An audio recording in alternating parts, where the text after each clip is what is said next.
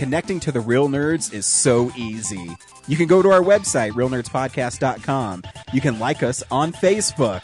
We have a Twitter account, @RealNerds. We also have Instagram. You can call us, 720-6nerds5. You want to email us? You can do that too, realnerds@gmail.com. Thanks for listening, and enjoy the show.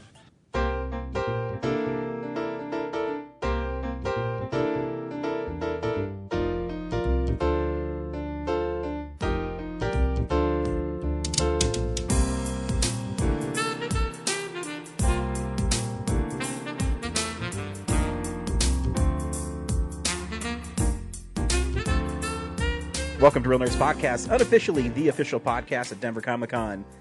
Every week, the Real Nerds go see a new movie, and we podcast our experience of the world. This week, we saw Allied. Well, I saw Allied. Did anybody else see Allied? I saw Allied. Okay, so me and James saw Allied, and Right. then the other three saw Moana. Yep, that's right, we did. Who three? I'm getting to it, James. I know. I'm trying to explain. I was trying to keep your momentum up. You were doing great. I'm trying to explain what we do, and you ruined my momentum by interrupting me. No. Shut your fucking mouth. You stop talking. You shut up, or I'm going to shake your beard. I'm trying to. Whoa. It's good to be back. That's right. We have a full house today. We have Brad. Hi, Brad. Hey, I'm back. We have Zach. Hey. These guys come all the time. Fuck them. Yeah. And back from New York on his birthday, nonetheless. I know. Is Henry. What's up, buddy? Welcome back. Yeah, it's fun to be back. I'm glad I could be in town for the weekend. So. Happy birthday, sir. Yeah, it's my birthday. The big 20. Oh, you're disgusting. Thank you. You're a disgusting person. I don't know if you know this. Your fingernails are red. Yeah, They are what's up red, with yeah. that? Why? Well, I go to art school, and all my female friends are like, you should paint your nails. I thought, what's the worst that could happen? You'll be ridiculed on this podcast. No, I thought that might happen. if girls ask you to paint your fingernails, you're good. So it's okay. I just want to point out I have no sound on the Carolina Panthers and Raiders game right now, and they call it pass interference on this play, but the ball has to be catchable, and let's see where the ball ends up. They didn't show it, but it was like 10 yards out of bounds. It wasn't on the camera. Yeah, so I mean, I'm not an NFL expert, but you know.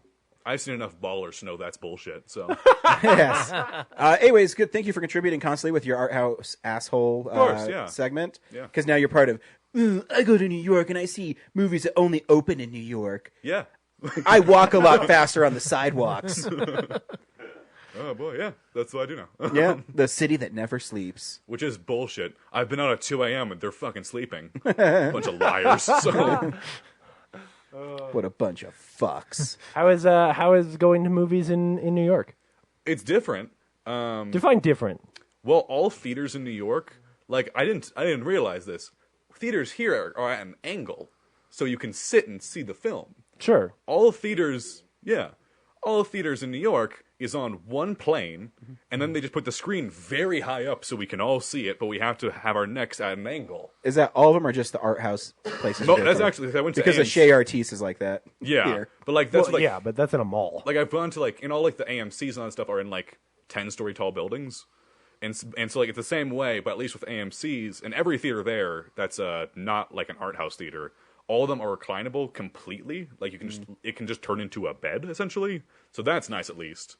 Your hands are really distracting the fuck out of me. I'm sorry. It's really cool though. I'm sorry. You know that shade of red matches the like specifically your mic, which is the Real Nerds accent color. So I really just think that you painted your It's a nails for promotional the Real thing. Nerds. James overcame his color blindness. It's a Christmas miracle. Oh mercy. Yeah. Yeah, it's definitely interesting. Cool. There are some films that I see that are horrible and will never come out besides New York, which I don't write about. And then there are other good films that will come out there, and I'll be like, hey, check this out when you come to see you guys. So, Sweet. Nice. Very good. And Brad, you've been on assignment the last 4 weeks. What have you been up to? I made another short film called Battle Rap Galactica, and it didn't go anywhere, so it's online right now to watch. Totally free. Why don't you explain it to us, Brad?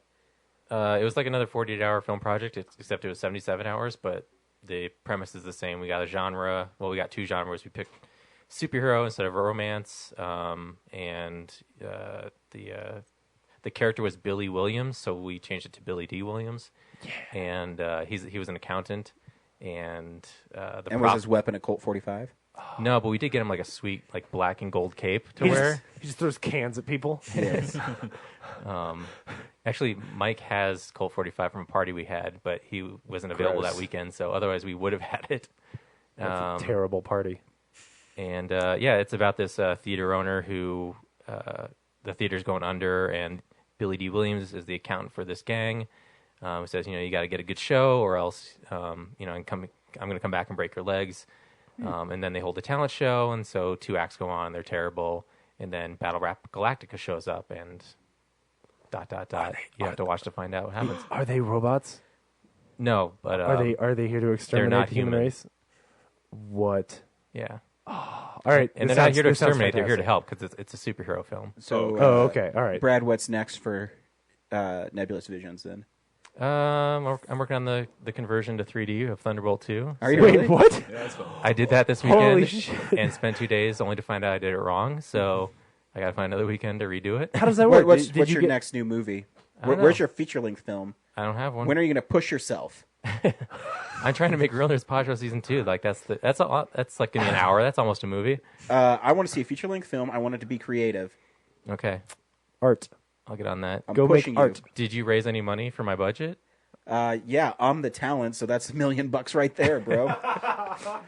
It's just me for an hour and a half spouting wisdom. So you increased the budget that we have to raise to meet. No, No, he's no. he's gifting his gifting you talent, that $1 million. which is $1 million worth of talent. Yeah. So Oh, he's giving you duh. $1 million Yeah. in free work. Yeah. Yeah. Okay. So you're not going to take a paycheck until the movie comes out, and then when the And revenue comes in, Well, I'm Well, going to take yeah, points. yeah. I'm He taking just points. he gets Okay. compensated on So- points. Yeah. So after like Cruise, you're going to take points. yeah, I'm calling it the Cruise effect. yeah. Well, like early Because 2000s Cruise. Yeah. Just well, even now Cruise. Come on. Yeah. now. Does he still get points? Yeah. Oh, yeah. dude, nobody gets points. So my name's above it on the Right, you know of course. And then when people see that, they're like, "Oh, Ryan Frost, I have to see that movie." Yeah. They're going to do test screenings, and that's why people are going to put on a scale of 1 to 10, why are you seeing this movie? 10, Ryan Frost. That's how it's happening. I will definitely buy this on DVD when it comes out. Yeah. 10 duct I will. taped to I the will tell chair. you from seeing pretentious films in New York, you could film him farting for an hour and a half, but if you put it in black and white, you will get a theater release in New York. So We already did that. Just never released it. Oh, It's called Fart School. are you? And actually, Zach has seen Battle Rap Galactica. What'd you think? Well, I'm aware of the unfortunate circumstances you had with the production, but in terms of only having a certain amount of people, I think it turned out well for what it was. So, and I Give thought it him was some funny. negative feedback. Quit giving him positive shit. I'm tired of everyone sugarcoating everything.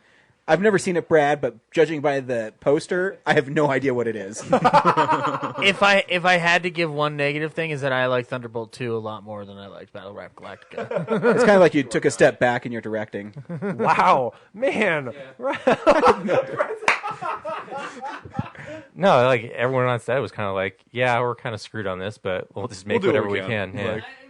Like- I mean, you did what you had to do, and it worked out for the most part. So, yeah. I'm telling you, Brad, all you need is to make a horror film, short film that catches people's eyes. Then you'll get it picked up by Blumhouse, and you'll have a fucking hit. Yeah. Blumhouse. We were gonna do horror until the genres came up. Like that's something I want to get under my belt, so that Like, because there's always horror film festivals that we should Yeah. be applying these Like to. the dude who did Lights Out, he literally made a 5-minute movie, and now he's a super wanted director. yeah. That's all you gotta do. I'll be reviewing that movie later. Yeah. Oh on the show really? today. Yeah. Oh, here we go. Yeah, I have 4 weeks of Awesome. stuff, and it's not Oh, old fuck. shit. Really, you got to talk about all 4 weeks, Brad. As fast as I can.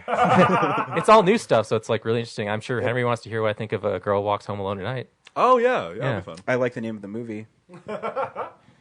I've written an article about it. I will say, I think you would like it if you saw it. So, Yeah, Cool. I'll be the judge of that. well, no, we'll get into it. So, So every week we talk about we see a new movie. We also talk about movies we've been seeing, stuff that's coming out on Blu-ray, movie news, and other shit. Brad, you want to announce who won the fall movie league? Oh, is that over? I mean, it's not entirely official because the final numbers for this week haven't come in, but I am $40 million ahead of everyone Hey, else I right now. did- So I did- are you pretty only good this 40 week. million? I thought you got close to being 60 million at this point. I did, but Well, then I he- fucked up Doctor Oh, Strange okay. week, Yeah, yeah. and so Joe came close to me again. Wait until the winter happens, because I fucked up at the first 3 weeks of this one. I was trying to like be like all more clever. Yeah. And then as I'm like, fuck being clever, I'm going to do what's right. And I Yeah. started like slowly climbing back up. Yeah, you've made quite the ascent in the last couple of weeks. So yeah, so As someone who Fuck came you, in Brad. second to last, I do like to promote that I won 1 week. You did. You got That's the my best week of pride. so Brad, what award will you be winning? I won't be taking home because I already have it. It'll be the nerdy. The nerdy. Yep, the official. Which is a really roasting. cool award that you meant. It is. Thank you. So if anyone's interested, you can send us a message on Facebook, and we can add you to the group. We can give you the password for it. Yeah. Gay Yeah. for RDJ. And And it's you'll a- be able to. Yeah, and the trophy like itself will be passed along. It's the disc on the front that'll have the information of who won for that season. That'll change because you can just unlock it. Yeah, it's really cool. Pass along. Sweet. So, and congratulations to Zach for winning the taco. I meant to bring you tacos, but For not trying most weeks. You submitted what, 2 weeks? 2 weeks. The 14, 2 weeks like- out of the how many weeks were there? Yeah. 13. Okay, Yeah, Zach, it's not that hard to do. Yeah, I spend all of 13 seconds while on the toilet every week doing it. You can literally And do sometimes I skip a week. except for this week where you didn't set it and you still did really well copying last week's. Yeah. lineup Oh, I for would this have done week. the same thing. So here's my strategy. I vote for the movie that I like the most as much as I can, and then I just fill in some shit after that. So with this last week, or with 2 weeks ago, I was just like, just nothing but a rifle. And then like some shit at the end. I would have done the exact same thing this week, because I would have been like, nah, fuck Fantastic Beasts. Just a rifle. Yeah. Just more a rifle. And I did well. Yes, it worked out for you. Yeah. My strategy never works, which is just do what I think I like. And I go all in every week, and I always get nothing in return. So Oh, see that? I mean, that's what I do. I just must clearly like better things than you. no, because I just do like this will be the underdog. So I picked Max Oh. Steel for 9 of my submissions. Like, What? and so Yeah, that's just stupid, Henry. no, yeah, I picked very bad decisions this A morning. couple weeks ago, you loaded up on Moonlight, and Yeah, because they didn't have like the theater account, it like backfired on you. And Yeah, 'cause then I thought I loaded I- up I the thought I next had week, one, and yeah. it came back and worked for me. Oh, I was that's so funny. mad. Before we get to the show proper, I just want to let our audience know December 2nd. You can purchase tickets to the 2017 Denver Comic Con. Make sure you pick up your tickets, because in case you did not know, Denver Comic Con sells out very fast. Yeah. And it's a hell of a good time. So Yeah. You know, the one thing I hope that the one panel I mean, I have fun on all the panels. I mean, I want to do the James Marsters one again. Yeah. I want to make sure his smell has been continuously good for, these last 6 years, guys. Now he's a big star. And the reason I want to do that is because, just bring it full circle. Mm-hmm. But I really enjoyed the artist drawings ones that I did, where they got suggestions from the audience and they had to draw something. I forget what was the name of Jesus the Christ. Dross or whatever. Pay no attention. It better be someone important. No, it was some 800 number. I don't know who We it are was. more important than that 800. That's why I number. hung up on it. Better be, you motherfucker. Man. Also, if you want, there is a benefit auction Saturday, December 10th at 7 to 10 p.m. at Illegal Pizza in Denver on Colfax. Cool. It's to benefit Pop Culture Classroom. And if I remember right, some of that art is going to be on sale there. And You know what's also cool about it? Is it's also to benefit your stomach, because you can get some food while you're there. that's right, Illegal Pete's. So yeah, make sure you get your tickets, because it will be awesome. Yeah. All the cool people do, like me. And I'll be there, so that already ups the coolness value of Denver Comic Con. By approximately $1 million. Yes. So. No, by 1 million visitors. See, Oh, right, of that's course, yeah. calculated by guests. Right. I mean, how else do you think they got James Marsters? They called him, They were like- and they're like, hey, man, do you mind doing, Denver Comic Con? He's like, I don't know. Is the dude from Real Nerds going to do my panel? Is this the only Because way he I'm smelled doing it? so good, man. That Ryan guy, he smelled so good. Claire keeps telling me how good he smells. He's getting ready for Denver Comic Con. He's like, oh shit, I'm out of perfume. Can't go. I don't think anyone will ever appreciate how well he smelled, except me. Well, and it was actually one of the most surreal moments of my life. I'll just retell the story because it's been so long. So, what story am I going to tell, James? You want to tell it? Because you're acting like you know it. Let's hear the story from James' point of view. No, it's all good. You're good. Go right ahead. No, I want to hear the story you're going to tell from I my don't know behalf. which story you're going to tell. Thank you. So shut your fucking mouth. So, So I met James Marsters beforehand, and he is very nice. And I asked him, I always ask the same question when I do panels with celebrities. I said, would you like me to ask you questions, or you just want to open up to the audience? Because I'm just there to facilitate the audience's need to connect with their favorite celebrities. And most of the time they say, yeah, just let the audience do it.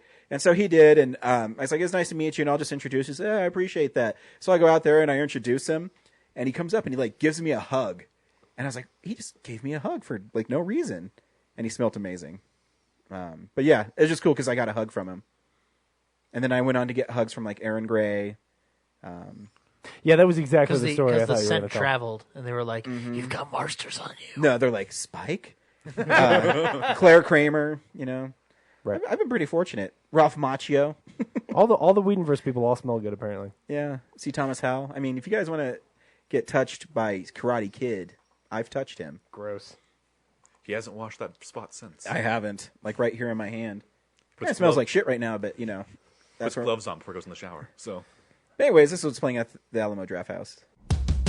Hello. Hi, I'm Kevin Smith. Hi, I'm Leonard Maltin. Hi, I'm Mark Hamill. Hi, I'm Elijah Wood. This is Seth Rogen. I'm Christopher Mintz-Plasse. I'm Ron Starr.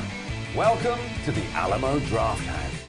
See, James thought he knew what story I was going to tell, and he did not know what story I was I did. How many times had we already referenced the fact that he smelled good? No, was pretty sure. I didn't think I ever told a story where he hugged me and how it made me feel warm and You've told it fuzzy like inside. 4 times. Yeah, and Well, at so least once a once a year, year. James, once a year, Right, yeah. I'm when able we to do finally that. do that compilation episode, can we put all of the times you said that story in a row? Well, I am working on. I'm listening to all of our interviews with celebrities, and I'm putting together. So stay tuned because our 300th episode is coming up. May May 9th, I think. Yeah, It's actually in in May. There's Guardians of the Galaxy, and then 2 movies that are whatever, and then there's I think Pirates at the end of the month. So I think our 300th falls in between the second or third week. Cool. So stay tuned for that because we'll have special things, and I'm doing listening to a lot of our stuff. We have a lot of stuff. We do.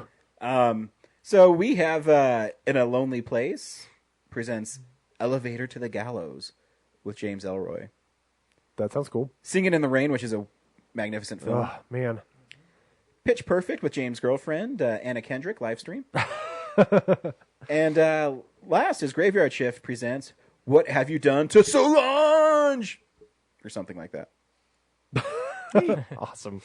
And yeah. Rogue One tickets should be on sale by the time this Actually, podcast comes I out. just hit, and they're already on sale right now. Are they really? Wow. Yeah, they're supposed to be Monday. Everyone jump on Maybe it. not in Alamo. They're on the AMC Bowls because I just got okay. an alert from it. Oh, so. okay, cool. Yeah, and they've got another cool Star Wars glass by Oh, yeah, Mondo. they do. So Yeah, we should talk about that after this, so we can make some plans. Oh, yeah. I already took the Top Brass show.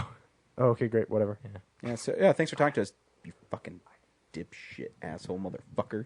I got some hookups. We'll talk about it. So you like how I tried to fit in every curse word there, and it worked out well. I did get a Jin Enso action figure this week. Oh, did you get the diecast one? No, I got. Oh, you got that one. Yeah, I got yeah. the black one, Right. Or the black diamond. What is it called? The Black Diamond series? Yes. Or Yeah. Black Yeah, series? it's that same. They're diecast figures. Yeah. Yeah. It's cool. Yeah, I ended up getting the C2B5 when I was at Disneyland because I was like, well, I don't know which of these characters is really the one I'm going to love the most. But I was like, dude, the black R2D2 is always going to be cool. Doesn't matter what it is, that sitting on your desk is And always of going to look course, good. the person playing it's awesome. So Yeah. Cool. Yep. What's next? I guess we have to do what we've been watching. We have 4 fucking hours to listen to All Brad's right. list. All right, everybody, buckle in. So, yeah, this is the stuff we've been watching.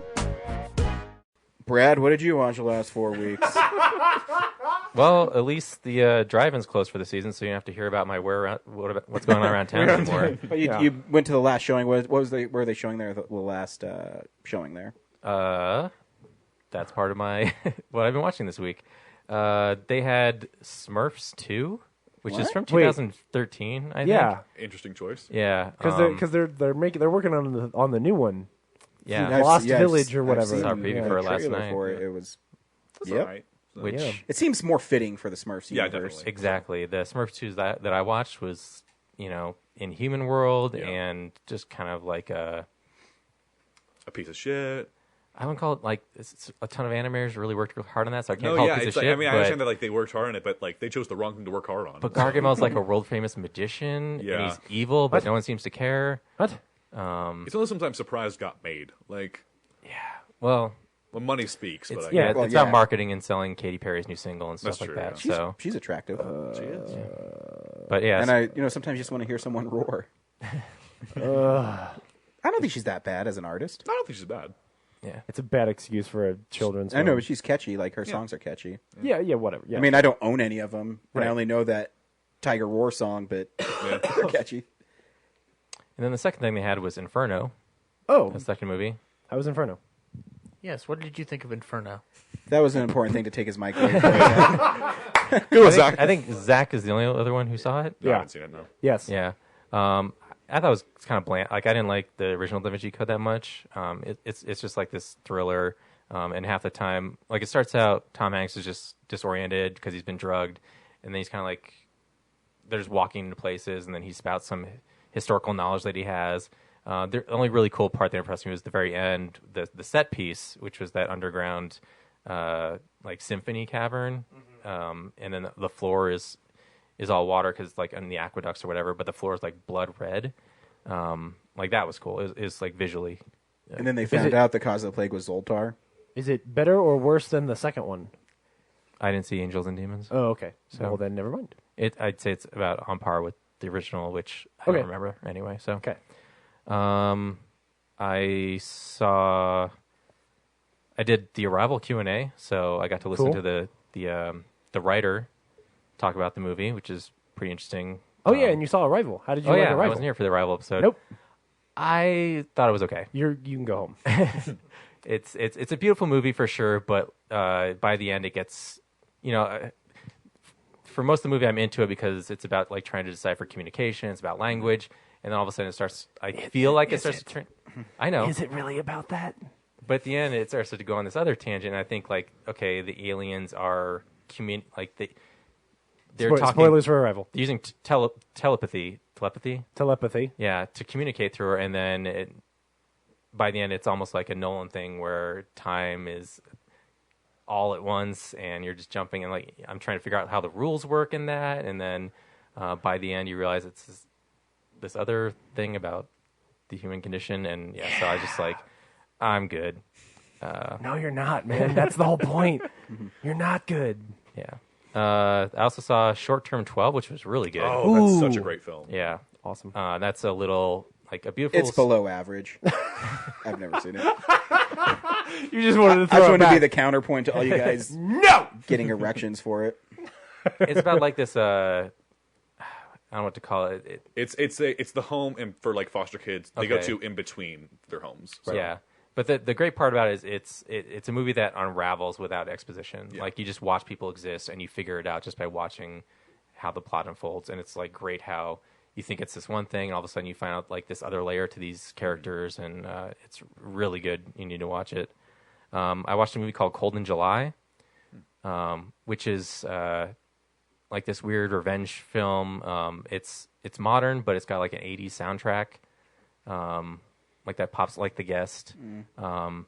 There's this guy who runs a frame store, and then there's a home invasion, and then he starts to like he kills the guy who invades his home, and then you find out that the police are in on like it was a setup to frame the guy who they sent in, like who they hired to do the home invasion, so they can disguise this like human trafficking ring in the town.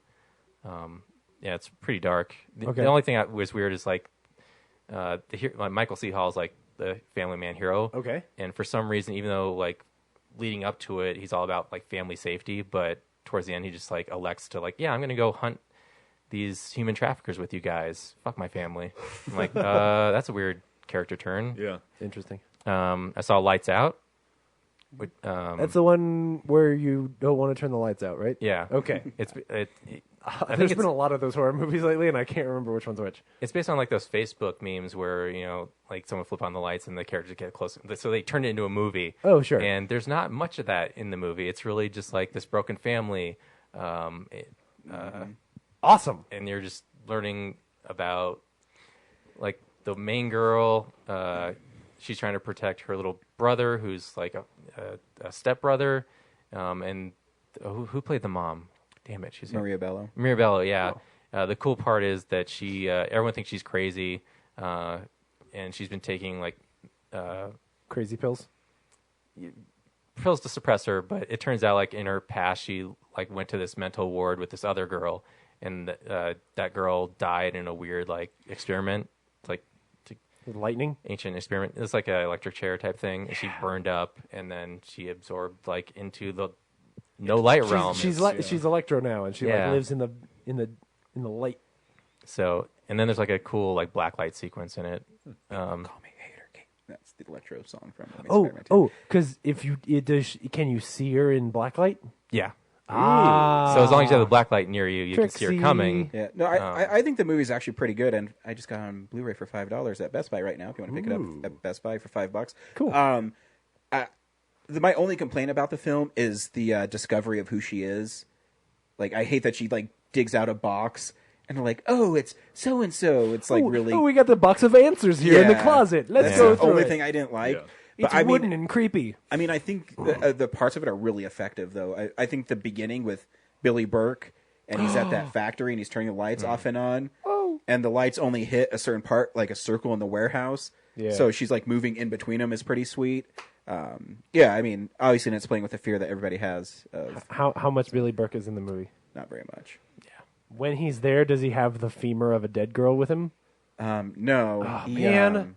Be a weird character. he gets choice. I murdered. feel like I asked that when Ryan reviewed this movie. He gets murdered like in the first 10 minutes. Oh man. He's a catalyst for the movie. No, Henry, because of Drive Angry, his character Oh, always okay. has the femur of a dead woman with Interesting. him. Yeah, He's so good. But yeah, Lights Out 2 is also about mental illness and Oh, cool. how people deal with it. Great. That and what's it called? Don't Breathe are like the two horror films I still need to check out this year. Ooh, Don't Breathe, I check think, out comes Don't out Breathe, this yeah. week. Yeah, It yeah. does. I also saw Goosebumps, which was lighthearted. I think it's fun. It's Yeah. for like a kid's horror film. I think it's pretty good. Oh yeah, it's pretty fun. My little boy loved it, and I was watching. I was like, oh, "This is pretty fun." Well, I got it when Tradesmart was going out of business. Yeah. The last week, new Blu-rays were like 80% off, so I literally got it for like $250. Yeah. That's cool. And yeah, Kellen liked it. Yeah. Well, I'm glad. Batman: Return of the Cape Crusaders came out, and I thought that was a lot of fun. Much more fun than the Killing Joke adaptation. Is that a It'd be harder to be more depressing than that film. Well, just as an enjoyable experience. Yeah, I mean, yeah. fun, not like plot wise. Yeah. But it's there's a lot of inside jokes. You know, Anne Harriet there is making like allusions that they're gay. It's a really fun animated film. Yeah, they acknowledge like the Keaton Batman movies, and they have lines like from The Dark Knight Returns. It's like it's all kinds of like different eras of Batman. The only put thing I think together. would be weird is I think Adam West sounds pretty close to the same, but does Burt Ward and Julie Newmar sound anything? Julian Newmar, yeah, Burt Ward is a little like he sounds. I wouldn't say he sounds old, but he's definitely like doesn't sound like a kid. Yeah. So, but it's fine because the movie's just so tongue in cheek. I heard they had to alter his costume too because he has like a huge dork. Wait, is this a live action film? No, it's an animated Oh, okay. version of the '60s TV show. It's Yeah. it's like more fun to watch than like the '60s TV show. No, I'm sure. I I was thrown off by the It's costume fun like dick for joke. camp though. value, but like this one, just because it has like that self-referential element to it, Yeah. it knows, it knows what it is. Interesting. I finally saw the Babadook, which I think the Babadook and like the animation of it is really like creepy and the sound and everything, but everything else I was just like tired of watching this kid like be upset and its mom freaking out like let's move along. Why can't you be normal? Yeah. And I saw A Girl Walks Home Alone at Night. Yeah. I still Which think that's an awesome title for a movie. yeah. It is a good title. So I'm amazed that it's like it's supposed to look like Iran, but it's all LA. no, yeah. There's almost no foreign elements to it because the director is a U.S. director as well. Yeah. And so like they just like we're gonna make it set. We're gonna set it there, and because of that, we have to make it that language So, as well. oh, I say, do they speak that language? They speak the language, They but do. it's more for like a realism effort. So Yeah, it's subtitled. It's all in black and white. it's a beautifully shot film. Yeah, it's like really. It's kind of a little bit like a Let the Right One In vibe. Yeah. So it's very slow moving, but like all the scenes are really impactful. Yeah. And, like and then the '80s music. Yeah. To it is a nice touch. Yeah. So I don't know if Ryan. Yeah. I mean, I can see Yeah. him liking it or not liking it. So Yeah. I also saw Pride and Prejudice and Zombies, which Did you miss that with us? I did. Okay. And I wouldn't say I missed it. Yeah. I was sitting there the I whole had time fun. going I like, think the movie's pretty fun. Yeah, it's all it right. didn't have any like fun. I don't know. It didn't have any like clever fun. Like a lot of times it's just like dark and there's just people in period costume walking around talking or like just being the original adaptation. And then like the end where the one guy comes back from the dead and like rushes at the camera and Yeah. I'm just like, really? That wasn't great. Yeah. And there's some other things, but it was a while ago, so I'll I have to don't watch remember. it again. You remember that was from this year? Yeah. I've started putting together my list. There's so many movies from earlier this year that I'm like, what? Completely Wait. forgot even Oh existed. yeah, completely. It happens every year. I watched a Refn film that I'd never seen called Valhalla Rising, which I would say that, in my opinion, his worst. Really? Oh, Yeah, I yeah, agree with that. it's really bland. It seems like a student film, Yeah. even though it's like his fourth film or I was something. gonna say it came after the Pusher trilogy. Yeah, it's just about like these Vikings, Yeah. Yeah. something like that. and it's just dour and miserable, and it has like high contrast like visuals. I mean, I'm sure it's still a Refn film, so like he has that style to him as well. But Yeah, like, the violence is great in it, but everything else is just Vikings wandering the landscape, being awful to each other, trying to find God. Yeah. Do they eat big turkey legs? No, Aw. it's like it's not like a stereotypical Viking. It's do just they wear like pointy hats? no, like they just wear like dirt and kilts, Yeah. and kilts. leather It and sounds metal. great. You are pitching the Vikings TV show to me. I'm selling it better than the movie. Yeah. Yeah. I finally saw Jack Reacher. The The first first one? Yeah, the first one. yeah. Which badass. I think is, I wouldn't say I like it, but it is better than the second one. It's more of like a thriller. It's got Yeah. a better plot to it. And the car chase, I watched the special features. Holy shit, that's Yeah. Tom Cruise driving Yeah. that car. Fuck yeah, it is. It's great. Needed more of that in two. I was watching an Yes. interview with John Woo, and he was talking about you have to talk Tom Cruise out of doing stunts, Yep. and for Mission Impossible 2, they would only let him be on that side of that cliff for so long because he's worth so much money. Yeah. And And they get the helicopter blade within 6 feet of his head. Yeah. Like, oh, it's terrible. Like, could you He's imagine awesome. being the director that killed Tom Cruise? Yeah. Like, well, he lived life at the to the edge. Actually, I was reading a really funny interview with Kobe Smulders too, and she was talking about how she just had her kid like 6 weeks before she started filming Jack Reacher, Never Go Back, and she said, "Man, for a week before I started, I just ran because I knew I'd have to keep up with Tom Cruise." she does a good job. I She even does. commented on like she totally keeps up with Tom Cruise. Yeah. It's great. And she's like, "He's fast." Yeah. Have you ever seen The Firm? Fuck yeah, he's fast. yeah. And because I had the DVD, I listened to the commentary on that and the commentary for Rogue Nation, and just like I've never really like watched Tom Cruise like not be an actor in a movie. He's Yeah. good. So hearing him talk about his like passion for movie making and the people around him talking about how passionate he is, just like I had a great appreciation. I for tell Tom Cruise. everybody he has an awesome interview with Chris Hardwick on Nerdist, where he just talks an hour and a half about how hard he works. Why are you promoting other people's podcasts? See, I can do it to you too. I can do it to you too. So if you want to listen to someone interview Tom Cruise for an hour and a half where he talks about his life, Yeah, it is Definitely really check it good. out. Yeah. I watched Zoolander 2, and the Jack Bauer part's probably the funniest part of It it. definitely has its moments in like the film. no, Yeah. I love when Kiefer Sutherland, I forget what Hansel says to him, and he's like shocked and he doesn't say anything, but he does like that Jack Bauer like head turn and like shake. Yeah, I don't I remember can't either. remember, but it made me laugh so like much out loud, and of course the line where he's like, "I didn't know that kicking in a door would make me miscarry my child." I don't know how Kiefer Sutherland is pregnant, but Yeah. he also has a line, "I thought you'd be happy." That movie's so stupid. Yeah. But it still made me laugh. Yeah. Yeah. I watched the Crystal Lake Memories documentary. that's I great, don't know if I man. said the Never Sleep Again one on the podcast either, but both those are fantastic. Oh, yeah. Over 4 hours long each. The Crystal Lake is even long. It's 2 discs Yeah. full of. I think it's 8 hours of the Crystal Lake one. Six and a Yeah, half. but it's great. It's like so in depth on all the making of those movies. It's amazing. I know it's when I laugh where, I have, Crystal Lake, or the Friday the 13th box set, and they have a lot of special features on there too, and some people are complaining like, "Oh, they needed more." I'm like, really? There's like 6.5 hour documentary. They have documentaries on the Friday the 13th. Do you really There's much a do you need to documentary know? about Part 5. Yeah. And what's fun is Is that the one on the boat? No, that's the one that's not a Friday the 13th movie. Yeah, the commentary on Crystal Lake Memories is really good too. What? Yeah, the writer of the book, Crystal Lake Memories, David Brackus, comments on it with the director. There's an audio track? Yeah, and so so the director of it directed Halloween 6, and so and so him and like one of the producers talk, and they give you like so much more information. Like in part 7, that one like really bitchy lady who gets an axe in the head, like they think she's dead because they couldn't find her and no one knows where she's at, and so they talk about how some people were really hard to get a hold of. And some people like refuse to help him out, but most of the people are really nice. You know, everyone brings up how like Kevin Bacon's not in it, but he's like, oh, he was filming X-Men at this time, so he wasn't like able to come and help us. But it's a really great track, and you know, you're like, man, 6.5 hours of a commentary on a documentary, but having Peter Brackus on there is really helps it because he wrote the whole book, and so he's very knowledgeable. Like 13 hours. Yeah. So technically, there's 13 hours of content. Yeah, no, it's and pretty people great. still complain. Yeah, Oh, of course. People will never be satisfied.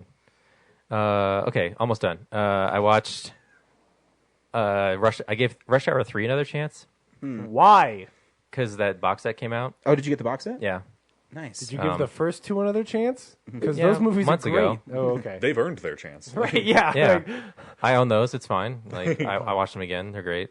The new disc, the new set has like one bonus disc, and it's really just like Brett Ratner and Jackie Chan, Chris Tucker, like all like they're not in the same room, but they're just all recounting. No, actually, there is one. Like they're at a Comic-Con or something. I think that's what it is. There's like 2 big documentaries on it, and like one of the separate discs is I think the Comic-Con one. And but- Brett Ratner's like, I don't even direct movies anymore because all my producing movies make shitloads of money. yeah. Yeah, pretty much. I was like, I kind of thought of him as a hack, but like listening to the commentary and everything, and like watching him make Rush Hour 3, I kind of like was okay with him again. Like, Yeah. like he's mind really that. big Yeah. into like 70s movies and stuff, and watching him like pay homage to his heroes and stuff is impressive. So Yeah, he just stopped caring after a while. Like, I think he got really was better commercial. earlier, and then at a certain point, he just was phoning it in. yeah. But like with Rush Hour 3, unless you're going to tell me that I should give it another chance. Well, it doesn't bring anything new to the table, like really, but and one of the cool parts of the first 2 is like the first one would end and the second one would pick up where the last one left off. Yeah. And they acknowledged that like they wanted to start off in New York because the second one ended like, hey, let's go to New York, Madison Square Garden. Yeah. But the studio was just like, no, you can go to Paris, but you can't go to New York. I'm like, Because we want to put a green screen on the Eiffel Tower more than yeah, anything. it was It's going to be so good when we can parachute off of the Eiffel Tower at the end. it was amazing. Like the first movie, I think had a $50 million So budget, and then the third one is like $150 million. Wow. And they accomplished like less. And then like the Gross. whole like car chase scene they did twice. That's why when you see in the movies a green screen is because they couldn't go back to Paris, and the Paris roads had all these restrictions. So like it was hard enough to do it the first time. Yeah, that's why it's so obvious it's on a green screen the second time. But there's one cool part where there's a shootout in the hospital, and there's this really cool shot where Jackie Chan throws the gun to Chris Tucker, and it whips around the corner of the wall, and the camera follows it. It's like, it's like 1 second, but it stands out so well. Yeah. And then like after that, it follows like he needs a gun clip, and then Jackie Chan jumps across the table and like slides in the gun. That was a little hokey, but that gun whip across with the camera following it Yeah. is pretty cool. And then Roman Polanski's in it. Is it really? He's Yeah. the French He's like the customs French guy. copper. Oh, another Who reason I'll frisked never him. watch that movie. Yeah, I was like, Yeah. did Ryan? Yeah, I was like, Ryan should hate this movie. I didn't even know. Yeah. Oh, I'll no, you should never hate watch the that movie because again. it ruins the Rush Hour movie. Yeah, I'll never like, watch that movie again. Ugh, Yeah. it's gross. Yeah, and then the last thing I watched was The Love Witch, which I thought, I really want to see that still. Well, it's one of those things I know a lot of people won't like it, but it's like tailor made for me. Yeah, I you love might like like it. 70s like aesthetic and like horror. that's why I went to see it. What is Oh it? really? Yeah, Yeah. it's like a 70s It's shot sexploitation like- throwback. Yeah, yeah. But it's just so like degrading to women. Yeah. Well, yeah. But, 'Cause, like, but they- it's funny. Well, it's not really No. funny. It's more like Oh, if you're okay. if you're really into these kinds of films and you can look past that, Oh, okay. It's just really like the plot's just so boring. It also like the part that made, because it's been out in New York for like a couple weeks now, and I've wanted to see it, but the fact that it's a film that should be 80 minutes and it's 2 feels hours. like it feels like it's 3 hours. Yeah. Like Ugh. it's halfway, and I'm just like, it should have been wrapped up by now. 'Cause, like I would watch the trailer and I'd be like, wow, this looks really exciting. I want to see this, but this trailer is dragging. And if I think a trailer is dragging, yeah, it's slow and just like I the aesthetic is spot on. Like Oh, the yeah, colors and 100%. the costume design and the acting all matches that era. Like to like the point where like after I saw the trailer, I had to look up to make sure it wasn't just a re-release of like something from the 70s. Like they nailed it. Except for there's like this town square scene, okay. and all the cars are modern. Oh, okay, yeah. So, except for the two that are the characters' cars. Yeah. Yeah, like if you like that aesthetic, it's worth a watch. But as far as like a story, I couldn't get into it. Yeah. It's about this woman who like poisons men she seduces, and she's trying to find like the one to be like her husband. And meanwhile, there's like a cop who's trying to track down who's killing all these men, and it comes to a head, like at one point I think I nodded off and woke up and they were like a Renaissance festival, and they were like getting married but not really getting married. It's weird. So that's me all caught up. Henry, what'd you watch? Well, I guess we can start with Art House Asshole. I love art house movies. You can call me Mr. Asshole. Art House Asshole this week is on Incendies, which is Denis Villeneuve's last foreign film. Okay, wait. Say that name again. Nope, it's Villeneuve. Was it Villeneuve? I've heard two like crew commentaries where. Okay, I tried to find a way how to pronounce his name, and that was the way that I found. Oh, okay. And the writer from Arrival it's- said it that way. So it's Okay. Denis Villeneuve. Yes. Villeneuve. Okay. Okay, I'm so excited. Because I wanted to know. I mean, you heard our Arrival episode where we're like Denis Villeneuve. Yeah. You know. Okay. Denis Villeneuve. It's his third film, and it's his last foreign film before he started making American films. Great. It So was, so the last movie before Prisoners, right? Yeah. Okay. And it was Just made trying for to like get the 1 chronology. year before Prisoners. Hello. Good morning, buddy. Goodbye. But it's basically, it's, in my opinion, his best film. Wow. It's also his darkest film, which is also saying something. Basically, the story is about these two twins in Montreal who their mother has died, and it opens up them reading her will. And the will essentially says, you have a brother that you don't know of. You need to find him and tell him that I am dead. And so the film is like the twins tracking down who the brother is, and so primarily it's the daughter of like the two twins, and like she goes to the Middle East, which is where her mother's from, and she essentially like tracks like her mother's life essentially to figure out who her brother is. And then while that's happening, you see like it cut in between like her going there, and then you see the time period of when her mom was there and what happened to her mom there. Okay. It deals a lot with the Lebanese Civil War and like kind of what was happening in that conflict. There is where there's a plot twist in Arrival, there's also a plot twist in this film, but in a very different way. Like in the plot twist in Arrival, it kind of like it happens, then you don't understand it, then it kind of fades into it, and you understand it as time goes on. Yeah. Whereas this film, it happens, and you understand it immediately, and I just freaked out over it. It blew my mind. It was something that I was not expecting at all. It's the most fucked up part of the film. Oh, sorry. It's okay. He's two. He won't remember. Good. He also has been swearing longer than you have. So. Okay. Kellen, what is this? Did he say it's a vehicle? It's a microphone. Oh, okay. Well, that's not it. Oh, that's terrible. But yeah, that's this week's. I would definitely check it out. I think it's his best film. Sweet. It definitely looks like his film as well. Where did you see it? I rented it on iTunes. Okay, so, cool. You can probably get it on Amazon as well. Yeah. But I've seen 5 of his 7 films now. The only two I need to see are his first 2 films, which are also amazing. So Okay. I'm a huge fan of him as a director. Yeah. He's one of the very few directors who are non-established, being like someone who's not considered like an amazing director yet, Yeah. who I think will be considered a huge deal later on. Yeah. Like once he's done with his career anyway. Right. So that's how that. What was it? Bienvenue?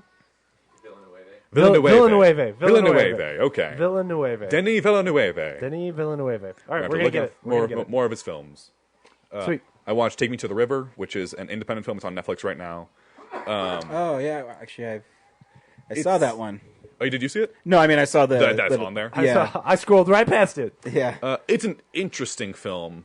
It's a first filmmaker. It's a first-time filmmaker, and it has like that kind of style to it, where it's like slow-paced, kind of more of a talky kind of thing. Basically, the story is it's this teenage kid goes from California. His family goes to the family reunion, which is like this huge reunion in Texas, and his plan is to come out as gay to his family there. But what happens is he goes with his younger cousin who's like 6, like out into the field, and you don't see what happens, but they come back and she's bleeding from like her pelvic area. And the family starts assuming that he abused her back there. And it's him defending himself for the rest of the film. And so it's essentially like him saying like, saying like, I did not abuse her. Yeah. And it's like and them not understanding that he's gay. And so it's him like, without coming out to them, because he knows this is a bad time to come out, just saying why he wouldn't be able to abuse her. Wow. And there's also like more stuff about the family past, and it's just an indie film. I don't think it wasn't great. It was an interesting film, definitely, but it's not one that I think you need to rush out.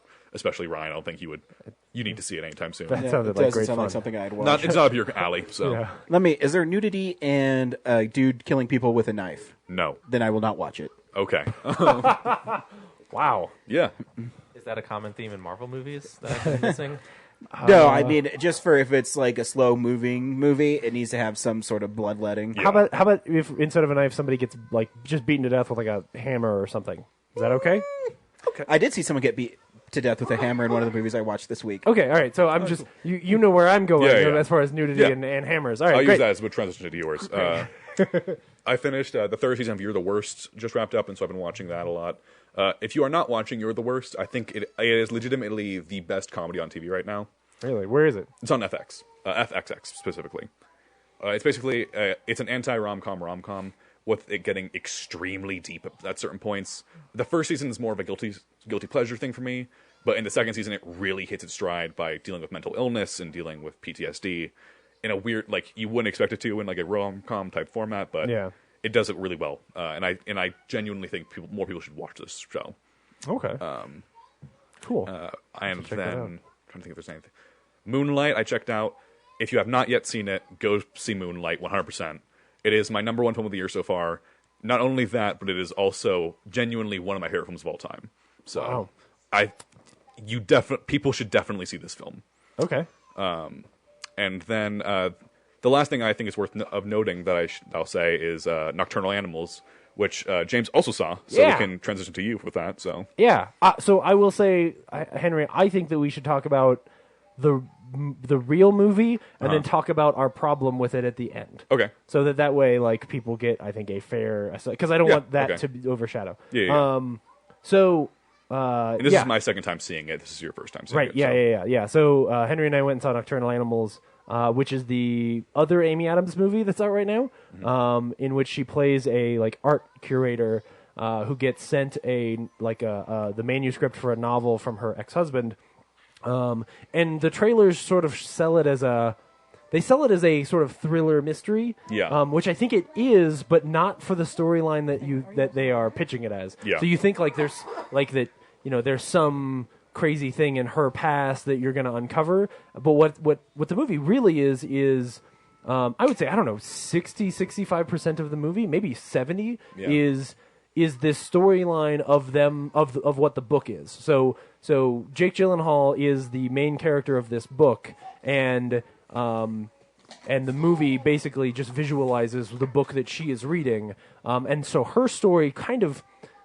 for all intents and purposes, is a like bookend to the film, because she's just reading this story. And Jake Gyllenhaal's story is he is this husband, and he and his family. Ilsa Fisher plays his wife, which I think is the most genius thing in the planet. That they actually got Ilsa Fisher to play the Amy Adams equivalent. Yes.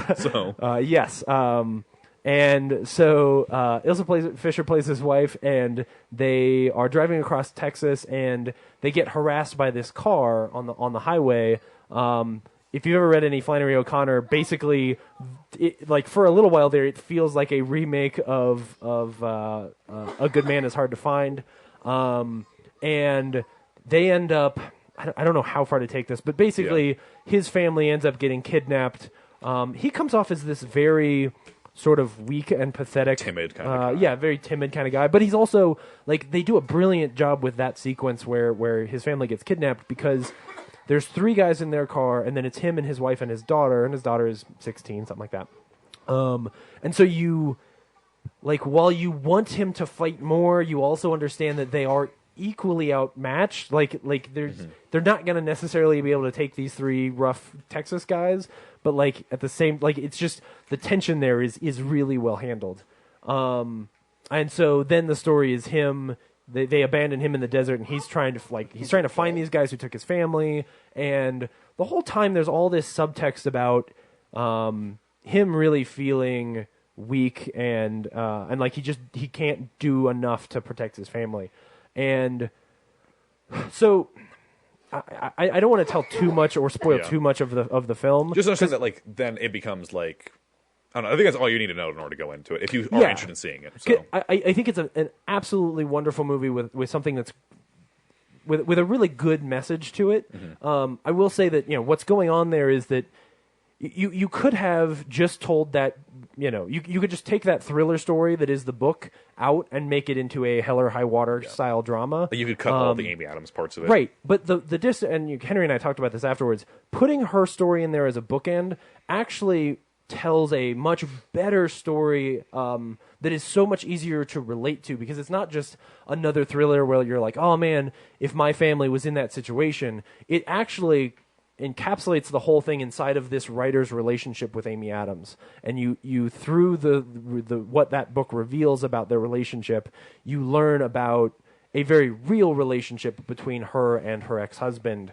and it's a very moving and I think impactful story. It is something that because I've read a number of articles about the movie now, I think a lot of people aren't interpreting this movie very well. Like they come out of it and they don't quite get how things link, even though to me I think it's pretty obvious. But the movie is set to there's like one scene and one line dialogue that connects it all. Yeah, and if you miss that line, then you're probably not going to get it. So yeah, but to me it's actually really obvious. But whatever. There is this other thing that we have to talk about, which is the first 3 minutes of this movie are fucking dog shit garbage. Yeah. And to such an extent, I will say, Nocturnal Animals to me is one of my favorite films of the year, one of my favorite stories I've been told this year, and so important to me that I probably would have put this in my top 10, if not top 5. Like, that is how much this movie really impacted me, and I think it is really well written and well structured. The thing they do in the opening credits of this movie is such a terrible choice for the film that I would remove it entirely from my top 10. Does someone say, "Hey, we gotta get the gold in there, buddy"? No. This is actually important to the film. There's more gold for us to get. There's gold in the Who's shooting at us? Who's shooting at us? Oh my God! Someone's shooting at us. It's coming from over there. No, so Ryan, you'll appreciate this because I can't wait for the look on your face when I actually say this. No, the whole first 3 minutes of this movie, during the credits, while the credits are scrolling, is just footage of naked obese women holding sparklers and dancing. Why? Right. Good Exactly. question. It's tonally a complete red herring for the film. It distances its audience from it. Like, you could feel like this. Zach is jerking off right now. you could feel like this weird tension in the theater during that sequence. It means nothing. It's Especially not a when I cool. was there. Yeah, it's not a good metaphor for the story that's happening. And all it does is now it's a movie that is really smart that I could have recommended to my folks. That now I'm like, okay, so if I recommend this to anyone, they have to sit through 3 minutes of this, and it's not even the content.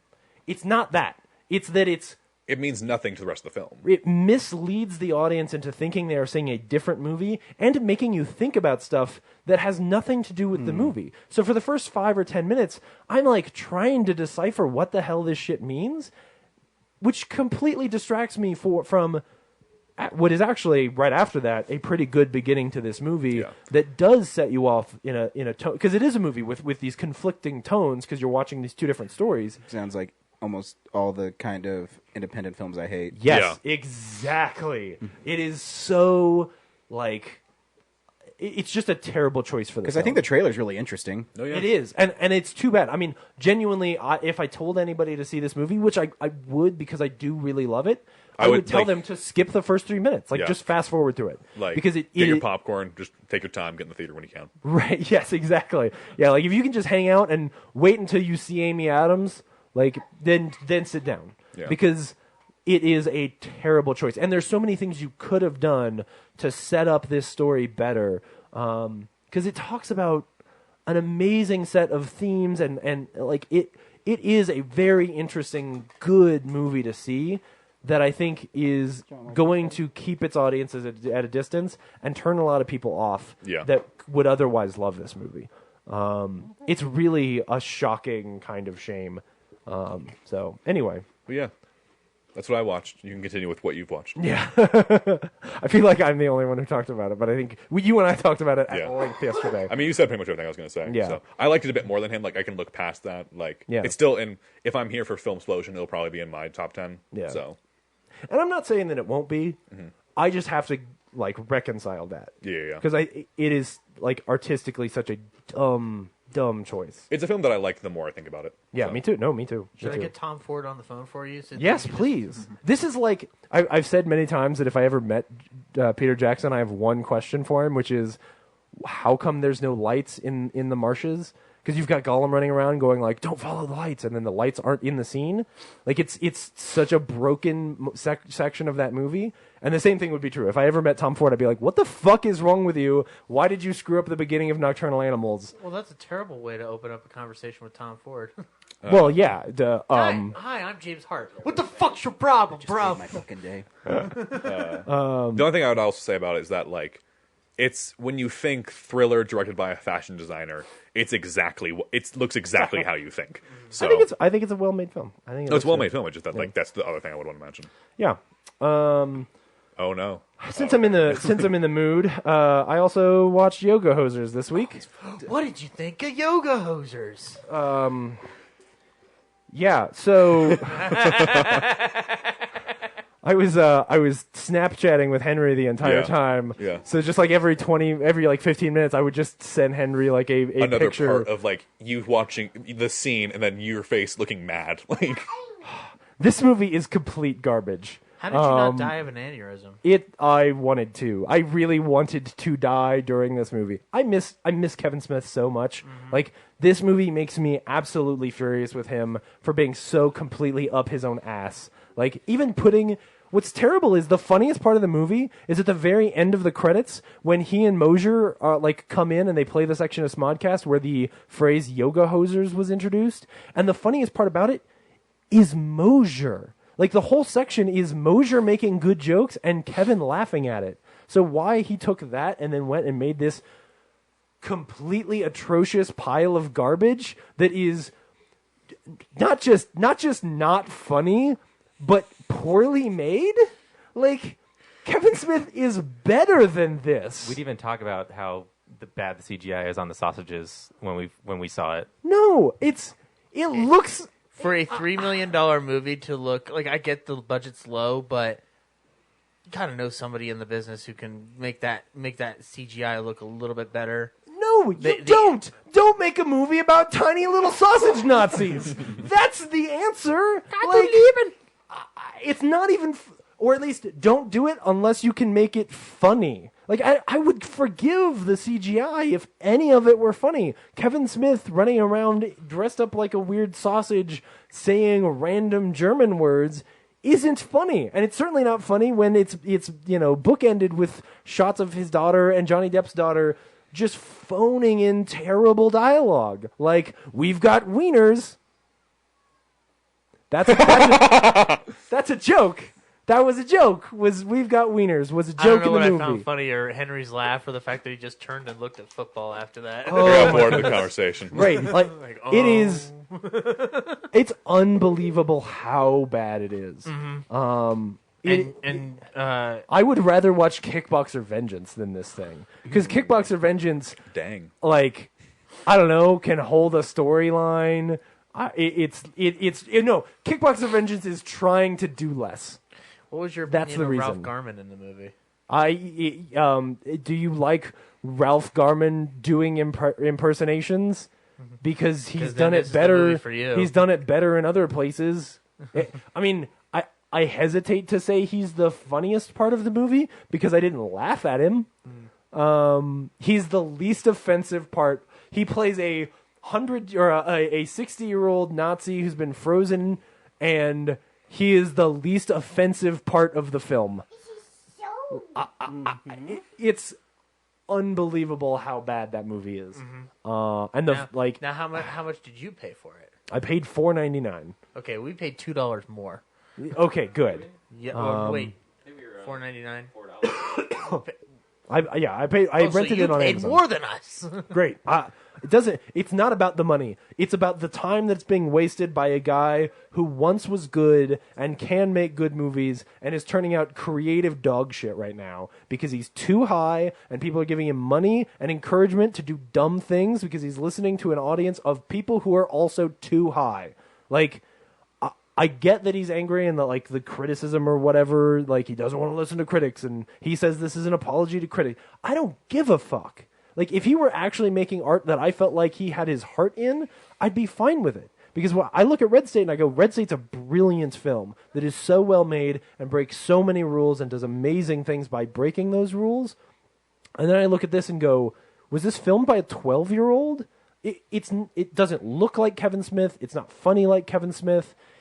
Every film that he's ever made is more coherent than this. So I don't know what happened. How do you give the guy more money than he made than he had making Clerks, and I get a movie that looks markedly worse than that? If it had been filmed on VHS, it would have looked good. Like I said in my review, it's not for me. It wasn't made for me. I don't think it was made for Kevin. Anyway, moving on to good things. I also got a chance to see Richard Linklater's Everybody Wants Some. Yeah. Which, if you like Dazed and Confused, it's like that, but with 80s stuff. I think it's really good. Yeah. I enjoyed it. I think it's got some really funny moments in it. It's worth checking out. You can get it on Amazon and other places. I think, Henry, you got a chance to see it, right? Yeah, I saw it a while ago. It's in my top 10 right now. It's number 9, number 10 right now. Sure. I really, really liked it. I think all the characters are really fun to be around. It's not like a film that you're going to go and be like, oh, I'm moved. I think differently now. No. It's more like you go in and you're going to hang out with these people for an hour and a half or whatever. And which is great. Yeah. It kind of feels like, a number of the B plots from Freaks and Geeks taped together. Yeah. Right? Which, honestly, those B plots they felt a lot like Richard Linklater B plots. So, it's all the same pool. The only thing I would also say is that I did not like Dazed and Confused, but I did like this film. Oh, okay. So if you're thinking I didn't like Dazed and Confused, Yeah. don't dismiss this film. I would say that there are fewer unlikable characters here. Yeah. If that makes sense, right? All of the characters, when these characters are giving each other a hard time or picking on each other or hazing each other, I really appreciate their sort of brotherhood better than I do in Dazed And and there are Confused. characters that are unlikable, but they're interesting enough characters that I can still go along with it. Yes, the agreed. guy that's super angry all the time. Yeah. I would agree. Yeah. And then very last thing was I got a chance to start watching The Grand Tour, which is basically Top Gear but on Amazon. It's literally Top Gear again, but now it's made on Amazon. And it's really good. It seems like I've only watched the first episode. It seems like they're going to do a bit more globe trekking than the original show did. And they so every episode takes place in a different city in the world, which is pretty cool. And hopefully will lead, because the truth about Top Gear is that the specials were always the best episodes of Top Gear. So hopefully this will sort of feel like there's a little bit of a special in every episode. Definitely looks really cool. Those guys are still really funny. And Cars or something. I don't know. I don't give a shit about Cars, but that show is good. So definitely worth checking out if you've got an Amazon Prime membership. So I do. Good.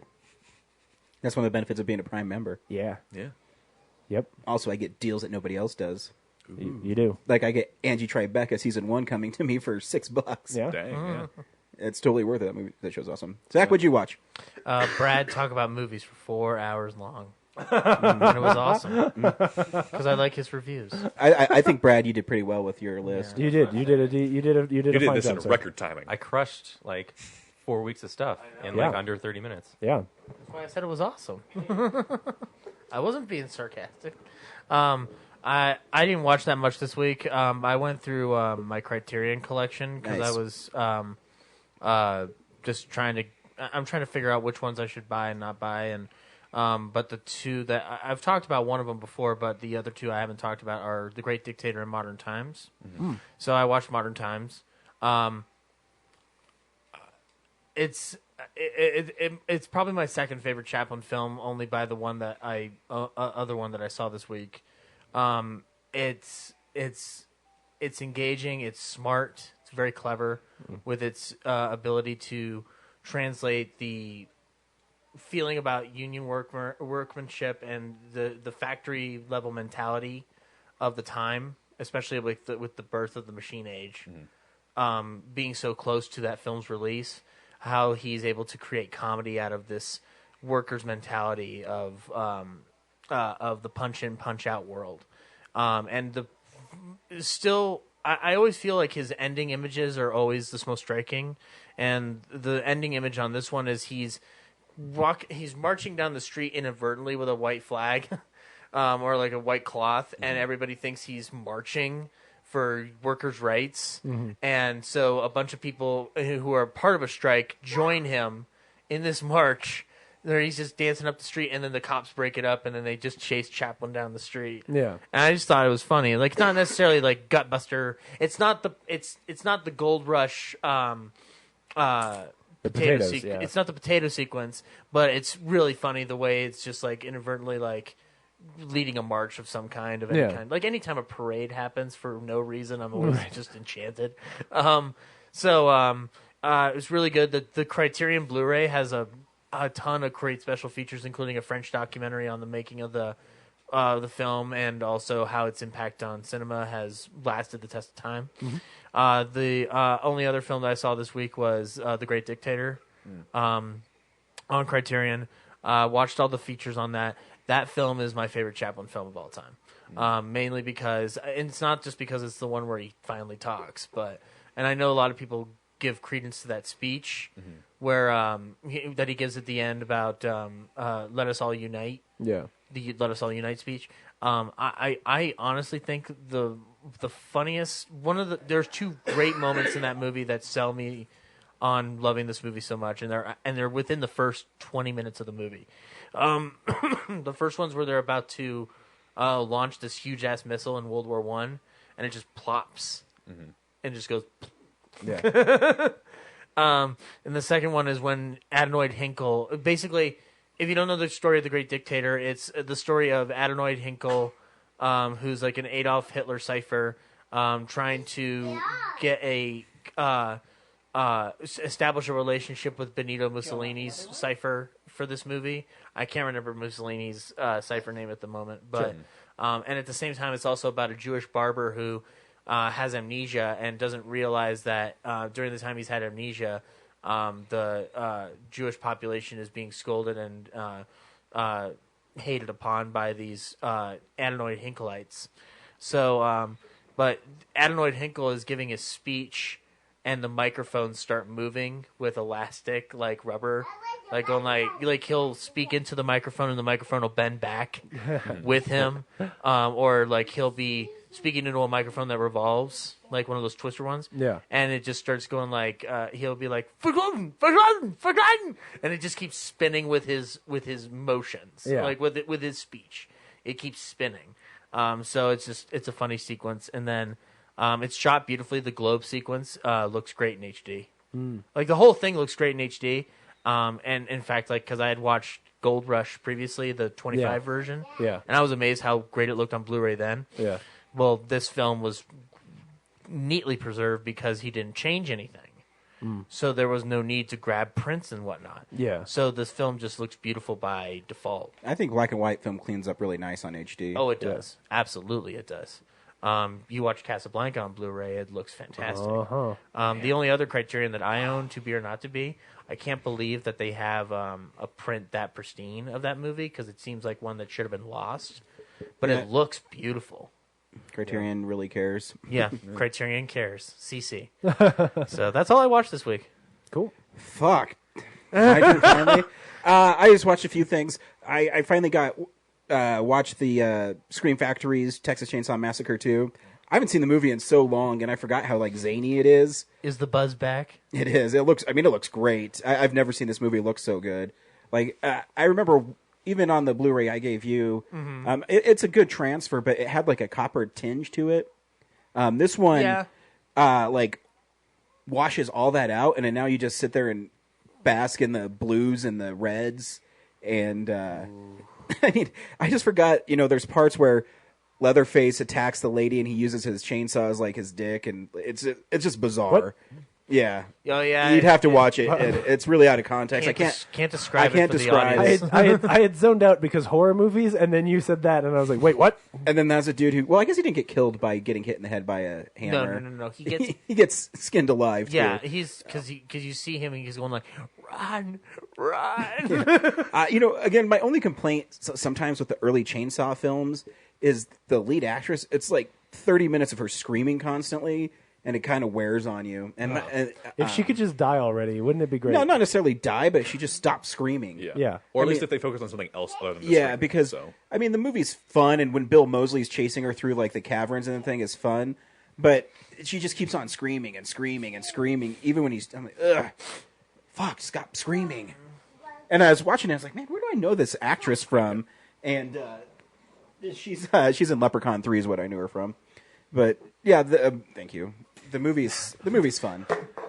The Scream Factory Special Edition is awesome. It has tons of new interviews, and it carries over like the hour and 20-minute documentary. That's the sweetest thing I've ever seen. Brad actually gave your son a chip. I know. As if he were a real person. He didn't even like lick it first. No, I was saying you just take a chip and then hand him the can. I was just helping the podcast stay on track. Thank you. I also watched another Scream Factory movie that came out this year. It's called Bite. It's about this bachelorette party that goes down to Puerto Rico, or I think it's Puerto Rico. No, maybe it's Costa Rica. One of those ones. I can't remember. Oh, please say sharks. No, she gets bit man. by a bug. What? And it it's basically The Fly. If The Fly wasn't as good, Is there no is it just like she gets bit by the bug and turns into a bug? yeah, So there's pretty not, much. there's not like a cool story there. Pretty much. I mean, she keeps on changing it to something like gross things happen. So it's one of those like body altering horror films. Sure. And it suffers too because like the movie's not bad. I wouldn't say it's a bad film. Like as a horror film, it's serviceable, but sometimes the acting in it fluctuates. And when I watch the special features and it's a first time director, I think that's probably maybe why. It's because he doesn't recognize, and it's not a knock on him. I mean, overall, the effects in it are really good. It's shot pretty well, but the acting's uneven. Like some parts, that lead actress, she's really great in, and then other times you're like, wow. So maybe he just didn't know like what ones to pull or something. I don't know. Does she do a series of pull-ups? No. Darn it. And there's no like birth of a larva or anything. So Well, why am I watching this movie, Ryan? well, if you want to borrow it. But I mean, the gore effects in it are pretty cool. I like the transformation of her, and it's only like 85 minutes. It goes by really fast. Cool. And then I watched two movies that came out this year. I saw Neighbors 2. Which How was it? It's still really, it's pretty funny. Yeah. It's just them being funny. Yeah. Like, Yeah. I can't really describe why it's funny Yeah. because the jokes in it are just goofy. Better or worse than Central Intelligence? I like Central Intelligence more. I did too as well. Yeah, because I actually think Central Intelligence is really funny. Yeah. I haven't seen either of them yet, so they're both on my list Well, of you can things borrow to them check if out. you want. All right. Or, I mean, if you want to go to Best Buy right now, they're $6 each. No, it's okay. I'll borrow 'em. I don't need to own Central Intelligence For forever. sure? I'm not sure. Exactly. What But if, I it ends can up, buy- what if it ends up being your number 4 film of the year? Then I can buy it after. Right now, I've it's still my borrowed favorite it. comedy this year. Really? Right? Yeah. Yeah. I mean that means a lot. So so Neighbors 2 is fun. I mean, it is fun seeing females in the role of like the douchebags. You don't Sure. see Yeah. too often. Yeah. How progressive. Yeah. Yeah. Really. Neighbors 2, progressive. Women can be assholes too. My favorite scene is actually when Rose Byrne and Seth Rogen are talking about why they're horrible parents. Yeah. And Seth Rogen's talking about it. He said, one night when she was 6 months old, I fucking forgot she was here and I went and got a gordita because I was stoned. She almost fucking died for a gordita.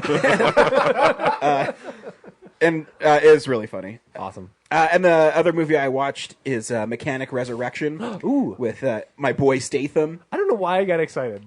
Is it good? Well, I mean, it's better than Kickboxer Vengeance. Kickboxer. And I mean, here's the thing with Statham films is they never ascend to a super high level of Lock, Stock, Smoking Barrels, or I really love The Bank Shop. I think that's his best movie. Yeah, that's a good movie. Or Snatch. You know what I mean? Yeah. No. So when he's not working with Guy Ritchie, I gotta put up with B movie action stuff. Right. And again, it's actually pretty fun. So in it, if you've seen the original Mechanic, which I actually think is a cool movie too. Yeah. He supposedly dies at the end or fakes his own death, and he's living the good life in Rio de Janeiro. Well, why does everything take place in Rio now? Cheap. Probably. Yeah. Yeah. And so then he's found by this arms dealer, and they want him, to help. They want Arthur Bishop to help this arms dealer, and he doesn't want anything to do with it. So he does this escape on a hang glider kind of thing, and it's pretty awesome. The only bummer with the movie is there's a lot of green screen in it. Shoot. And you can tell. Yep. Because the color timing is not right in it. Right. Oh, yeah. So it looks brighter than it should be. I don't know if that makes any sense. No, at all. it makes total. I know exactly. What you mean. Brighter and softer, I guess. Yeah. But in it, I mean, it's pretty. There's some pretty cool. There's some pretty badass action scenes. And he ends up. So the reason he's being courted is because this arms dealer wants him to kill the other arms dealers in the world. So he's the number one arms dealer, and he does it by kidnapping his girlfriend Jessica Alba, who it's stupid. She doesn't need to be in it. Mm-hmm. Because she's really there. Wait. Is she in a bikini on the cover? On the cover, no, but she's in a bikini for half the movie. Yeah. So she's then that's why they put her in the movie, man. Yeah.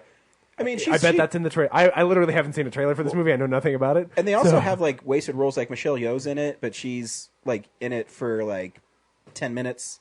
Oh. And she's his liaison and on some island. Yeah. And Tommy Lee Jones is in it. And you can tell he's just getting there for the paycheck. He's totally not even acting. Yeah. For the record, nothing against Jessica Alba. I like her. I am a longtime defender of Into the Blue. I'm just saying that. You would put her in that movie to sell the movie, right? Yeah. Yeah. And that's fine. I mean, it was still fun. I mean, yeah. It's obviously not going to be in my top 10 or anything, but it's still fun. Cool. What? And me and Kellen have also watched a bunch of little Einsteins. Oh, good. So, Good. How are those? They're pretty good. They teach you stuff, right? Yeah. Music based. Do they teach you how to wipe your nose on Brad's sleeve? Because... And that's what I watched this week. So awesome. I have a few more 2016 movies I'll be watching. Yeah. I'm trying to get caught up on my... I've been so busy. I worked 75 hours this week. Yeah. So I'm I try to cram as much as I can in my weekend. Oh, dude, I finally started building my top 10 list, right? Mm-hmm. So Me too. I'm at after this weekend, I'm at 62 movies that I saw from this year, and then there's 40 or something like that I missed, and then another 16 that are coming up this year. So I'm how am I going to watch 56 films in the next 4 weeks? Well, I don't think this is going to happen. Too, and with my little guy, my wife working so much. Yeah. The movie Bite. I mean, he fell asleep. But something I still have to watch a Neon Demon, which Brad let me borrow. But something tells me I need to sit and pay attention to that movie. Yes. Where Bite, I can get up and pause it and come back and be now she has mucus coming out of her fucking leg. Whatever. Cool. Yeah. Cool. Whatever. 56 films before the end of the year. I'm not actually going to watch all take 50. Some of them a half an hour for lunch. Right. Yeah. Some of them are some of them are shit like yoga hosers that I shouldn't waste my time on, but have to. Have to. Yeah. So socially obligated to chime in on. Yeah. So this is what's coming out on Blu-ray this week. Oh yeah. DVD releases and Blu-rays. Pete's Dragon is coming out on Blu-ray this week, which Ryan should totally get. Because he and his son will enjoy that movie. It is okay. It is a good time.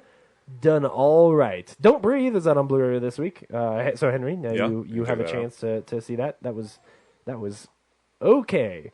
The BFG, the worst Steven Spielberg movie ever made, is out on Blu-ray this week, so you can all avoid that. It makes me sad that it's a Steven Spielberg film. Like, Yeah, I mean, yeah, the movie's really bad. yeah. Absolutely Fabulous, the movie. All you Brits out there. That was the worst trailer I saw all year. So, but maybe it's great. I don't know. The Wildlife, which is some animated movie Indeed. that I've never heard of. White Girl. Oh, White Girl. Henry, tell me about White Girl. Oh, White Girl's the best comedy of the year without it trying to be. Oh my God, White Girl's such a piece of shit. Oh my God. I did an Art House Asshole review on this. Go read that review. Don't watch the movie though. It's still one of my favorite articles you've written because I think it's so funny. Oh my God. All right, here's some gold right here from Arrow this week. The Driller Thriller. Driller Killer? Or sorry, the Driller Killer. I was already thinking about, so there's a Steelbook edition. I was just realizing that since I opened this, they changed the artwork here on Amazon. Because when I opened it, it was a different cover that was like it was a dude drilling into the dude's eye, which I think is what the Steelbook art is. The one I've got open here is not the Steelbook. There's like two. I think there's two editions. I think one's a limited edition, and then because that's what Arrow usually does with. Yeah. So the Steelbook is the one that has the it's a drilling into a guy's forehead, and there's blood everywhere, and it's just a great pose. It's an awesome. Yeah. That's an awesome cover. The blood runs in rivers, and the drill keeps tearing through flesh and bone. That's the tagline. That's like just too much detail to not really say anything. Arrow puts out really weird movies. Yeah. I mean, I bought Microwave Massacre, and I'm still on the fence with Driller Killer. Is there like a small appliances trilogy? Like just here's horror movies where like small appliances are used to kill people. Blender Blood Rage. The Biggles? Biggles Adventures in Time. I have no idea what the hell this is. That sounds like a word Donald Trump made up. Right. Yeah. It's got Peter Cushing in it, from John Hugh.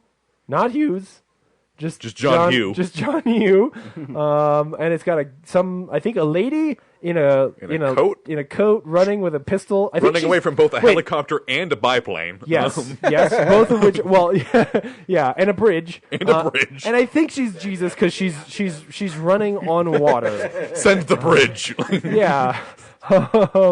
I'm confused. Back to the Future's The Complete Adventures is getting a Blu-ray release this week, which I thought this was already out once, but is this the Brad? It's the same thing, just without the flux capacitor. Okay. Box, That makes sense. Yeah. Knights of Sidonia 2, which is like an anime thing or something. I haven't even heard of that, but that's a lot. It's a thing. Baked in Brooklyn, which is a movie with Alexander Daddario and Josh Brenner, which is some little indie funny movie or something. Let me guess, they're baked in Brooklyn. Yeah. I love movies about hipsters in Brooklyn. They're so original. You're a hipster in Brooklyn now. I am, and I don't like it. I'm going to the new art house cinema to see what Lars Van Trier is putting The new out. art house cinema for him is the Brooklyn Alamo Draft House. So that could be worse. All these people are making me look bad.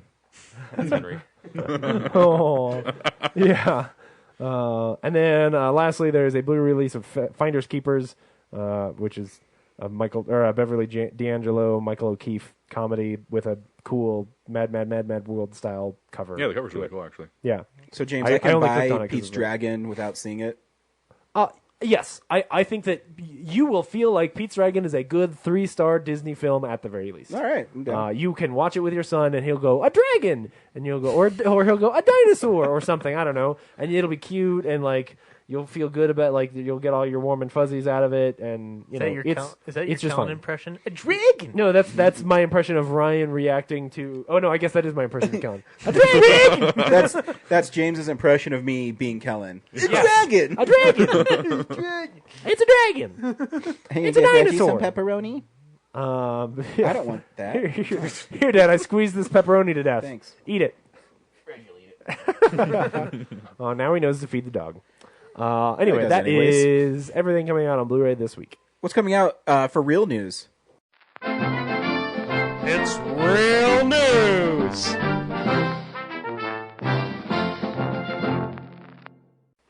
for real Oh, Brad, news. reach for the microphone. He has something. This was a sad weekend everywhere. James doesn't give a shit. So. Yeah, fuck Brad. My news is old. It's fine. Florence Henderson died this week at the ripe old age of 82, so good job, Florence Henderson. America's mom. Yeah. Also, as of yesterday, Ron Glass died at 71. Ron Glass was the preacher in Firefly, as well as a number of other things. He was on Star Trek for a while and that kind of stuff. So, or he did. I bit thought it was parts. the villain from Unbreakable. No, you That's racist Mr. fuck. Glass. Sorry. That's what the. Not all black people look the same. That's Samuel L. Jackson. Wow. Oh my goodness. I got the non-racist I joke ab- you were making. Thank you, Henry. I apologize to all of our listeners. No, Ron Glass. It's about the name, not the race. It's too bad. Yeah. Anyway, let's see. Funny news or nice news? Let's go with nice news. The trailer for Silence came out this week, and Finally. I think that Martin Scorsese is making a movie for me. I know. Like straight up. Because I pretty much written him off at this point and just been like, yeah, he likes characters I don't like. And then everything about this trailer, I'm like... It looks fascinating. Yeah. I mean, I got to set aside a whole fucking weekend, but... Right.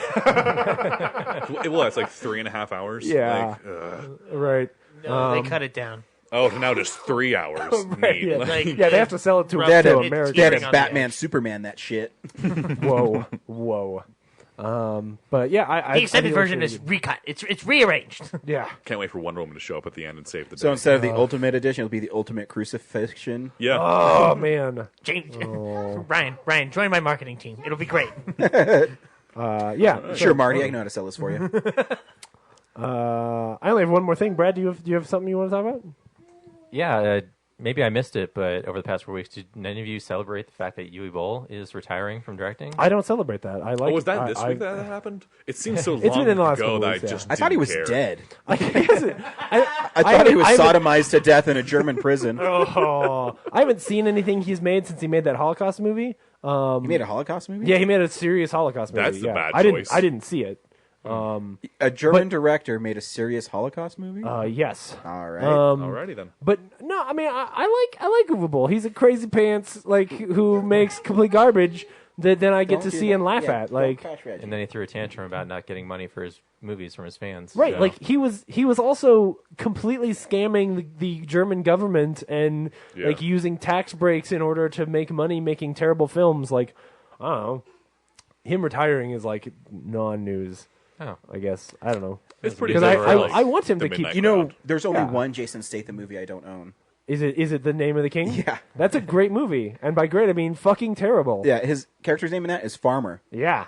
Well, it's because in the video game that character's name is Farmer because you get to name the character. That's still not a good excuse. Yeah. No, That's not an no. excuse. I'm just no. There are no excuses for Uwe Boll movies. There just aren't. I still I saw that movie in theaters. hold when people ask me the worst film of all time, I always say it's House of the Dead, and I have yet to see a movie that takes a place. Independence Day Resurgence, close. You can get that at Best Buy too now for It is $6. not that bad. I don't want to buy it. And there's a whole stand of it because no one gives a shit about that. oh no, piece of it's not dog a good shit. movie. It's just not the worst piece of shit It ever. is. I would rather watch that than Fantastic Beasts and Where to Find Them. Are you serious? Yes. Dang, that's At some least, pretty at least, harsh. at least Independence Day moves. Like there's some shiny shit to look at. That's at least the CGI doesn't offend me.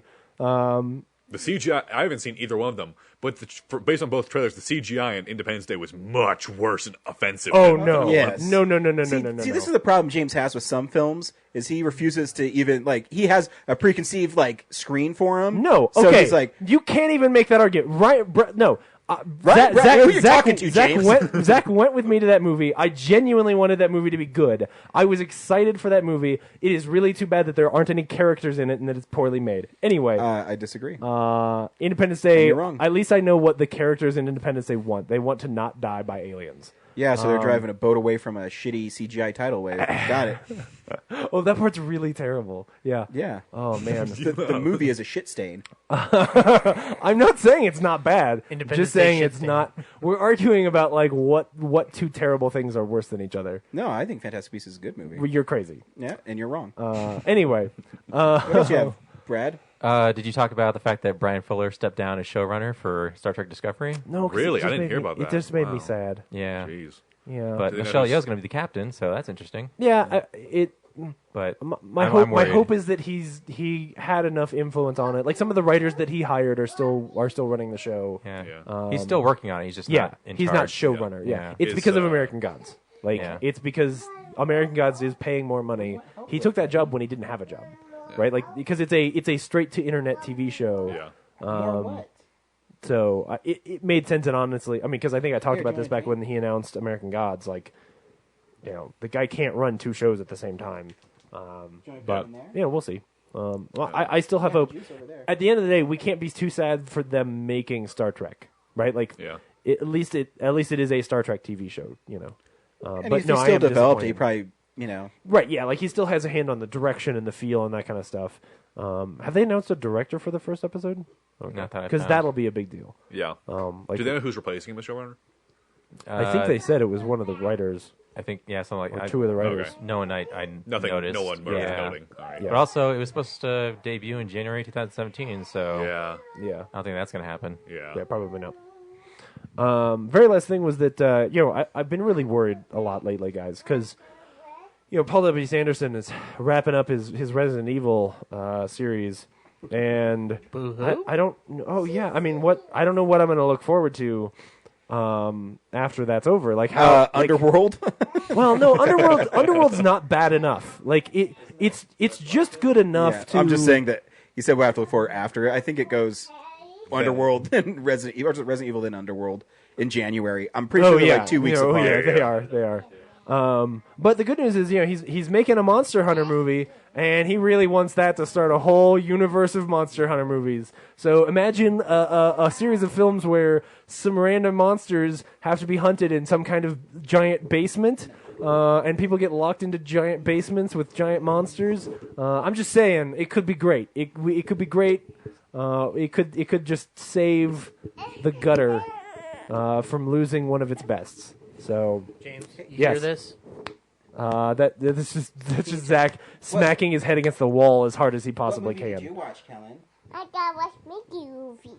You gotta Okay. watch a Watch Mickey a Mickey movie. movie. What was the Mickey movie about? I gotta watch Mickey Christmas. Christmas. What did they get in it? What they get for?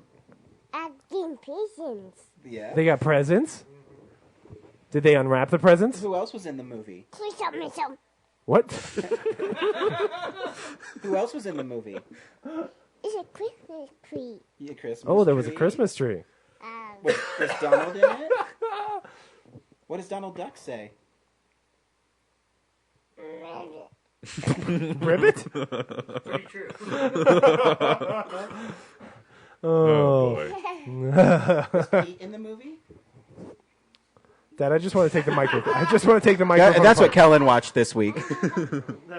So, guys, when are we going to have time to do Filmsplosion 2016? Because Oh, no. the first week of January is Underworld. Have to see it. Week 2 is Monster Trucks. We have to see that as well. No, we don't. Week 3 is Stop. Triple X, the Return Oh of Xander my Cage. God. Okay, we have to see that. And then God, Triple X, yeah. And it's then so strange that the top 3 films of the year are coming out week after week in January. and then the fourth week of January Setting the is bar Resident high. Evil. So Wow. Scratch that top 4 movies of the year. so- Okay, I'm going to posit that we do it the first week and then review Underworld its second week in out. place of Monster Trucks. Yes. Yes. Well, didn't I second that. didn't we record Filmsplosion 2015 like in December? It was like the last week of December. Might be Yeah. like December 31st. Yeah. Well, yeah, Yeah. because they put movies out on Christmas and they That's don't put true, anything else out. Yeah. And so there, a couple times we've done it sort of Yeah. between. So why don't we just do it in between Christmas and New December. Year's Day? Yeah. Well, what releases the? Because their Underworld is until the 7th. So the problem with that 6th. is what comes out on Christmas. Well, the two big Assassin's ones, Creed. We don't really Yeah. need to. The problem with it is that sometimes what'll happen is we don't get to review a movie.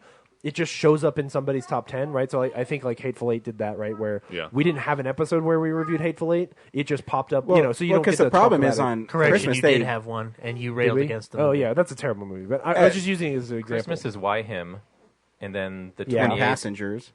Oh, okay, Passengers. yeah. No, So Passengers. Oh, it's the 21st. Yeah, It's one of the- exactly. So if you They do changed the dates that, or whatever. Assassin's Creed.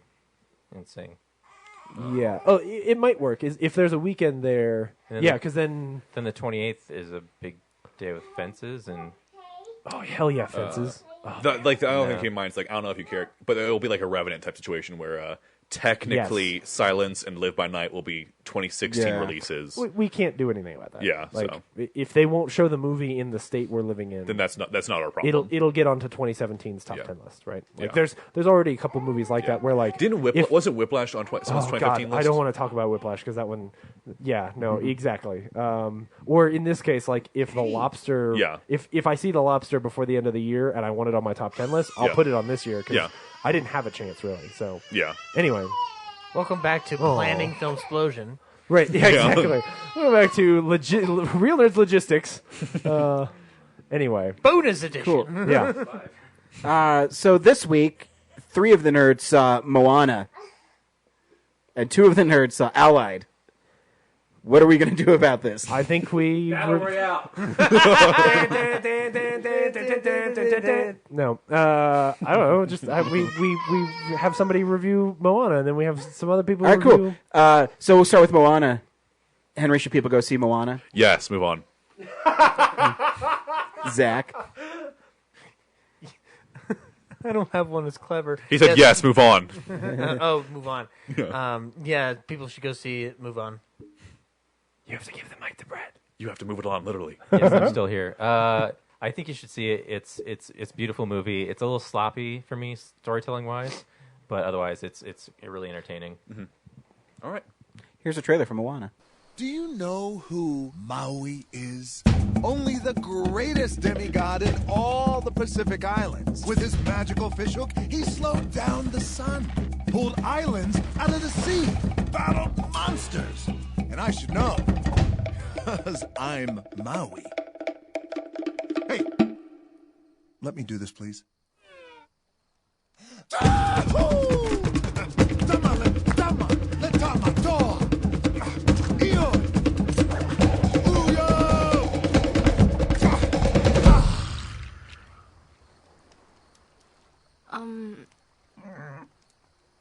Nothing? Really? What's a demigod gotta do? We are explorers reading every sign. We tell the stories of our elders in a never-ending chain. We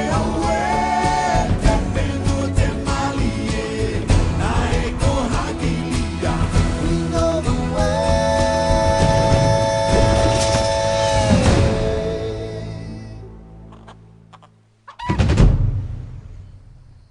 All right, cool. Disney's doing a lot of good shit this year, man. Yeah, they're Disney's on a smashing roll. pretty well. Better or worse than Zootopia? Go get your box. What I say about it is that I like Zootopia better as like a story wise. The animation is better in this film though. Ooh. So and the fact that it has songs, yeah, it's true. It makes it more entertaining than Zootopia. Yeah. Oh, okay, cool. Although I'd say Zootopia probably has the more better message and storyline. Yeah, I agree with that. Yeah. For me, Moana it was very meandering. Like I like a story where the character learns something, then builds and builds and builds. But this one, they kind of circle the same point in just different scenarios. Yeah. So, but the songs are really catchy. The animation's gorgeous. Yeah. Yeah. I mean, I don't know if it's. I think it's like he said. It's better animated than Zootopia, but That blows Zootopia my is supposed mind. to be cartoon. Zootopia is Well, Zootopia is a beautifully animated film. Well, but I mean, Moana is set in paradise, right? Like it's you're getting to look at more beautiful vistas than just like a city. So I guess I could see that. There's more of a real life feel to Moana than Zootopia. Zootopia feels more like a cartoon. Yeah, which is good because that's what it needs to be because it's mainly a comedy. Moana has a lot more dramatic arcs throughout the film. And God, we talk about Dwayne Johnson.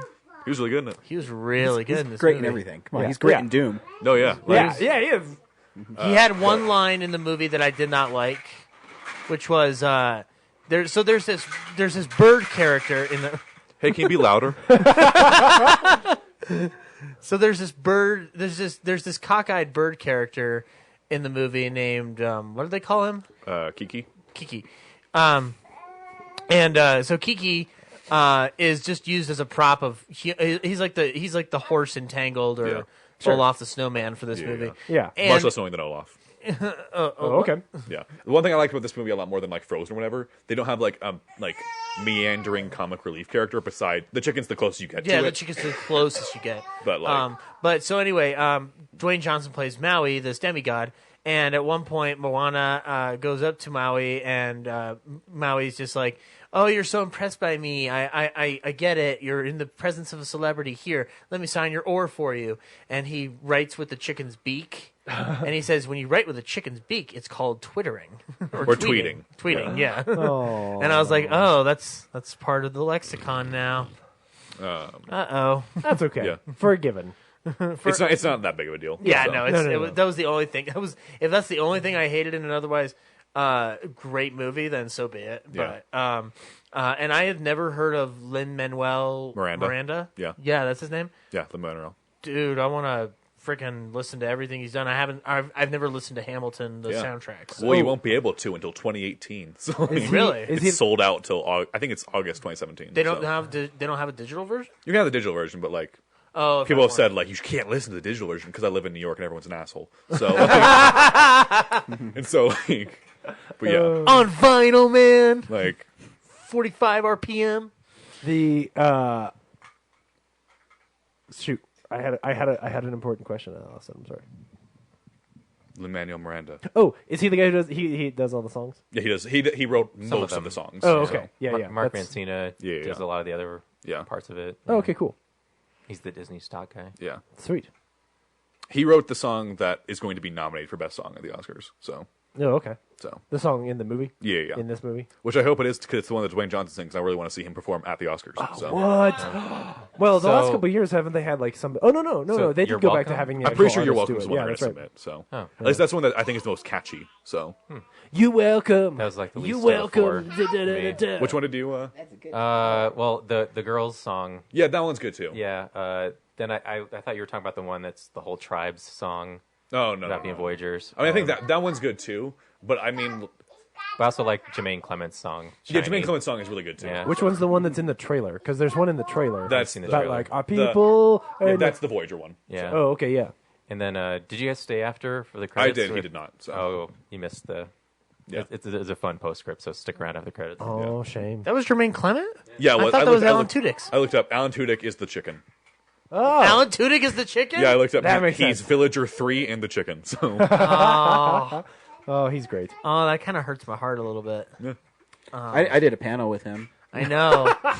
He was great at the panel. I How did gave he him smell? $1 that he said he'd pay me back, and I haven't gotten it back yet, Mr. Dudek. and we know you're listening. Yeah, How's he smell? great. He's part of the weed inverse, man. That's awesome. Alan Tudyk. Okay, smells so better a guy than me. you guys have been involved with, George's Jaunty. How does he smell? Oh, great. Yeah, I'm telling you, weed inverse people. It's so good. Yeah. Rebecca. Wow, I can't talk about how Rebecca Isaac smells. I can. Great. Yeah. And also, there was a short in front of this film. Oh, those are really good. That Yeah, was really funny because they kept showing different ways he'd die. yeah, that was fun.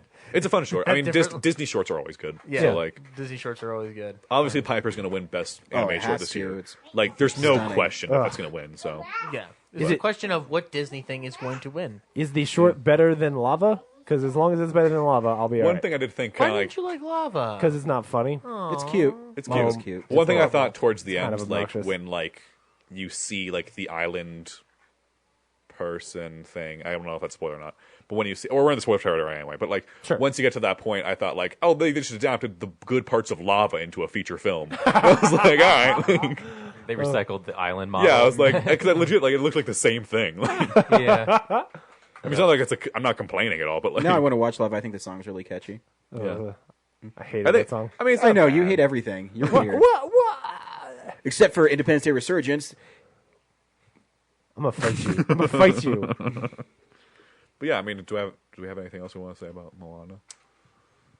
That is the most realistic looking water I've seen in. Yeah, it's pretty frickin- good. Oh God, I think the water close in to Good Piper, Di- close to Piper, but I think the water in Good Dinosaur is still, I think, superior. I've not seen it since theaters, but I think the water in Good Dinosaur is still a bit better. But this one is fantastic. yeah, we So, talked about it last night. The environments are just incredible in beautiful, this film. yeah. Yeah, and it was one of the first Disney musicals I'd seen in a while that isn't one from like the 90s or the 60s or the 40s and whatnot. So, Yeah. What about, you like, haven't seen I Frozen? saw Frozen. Yeah.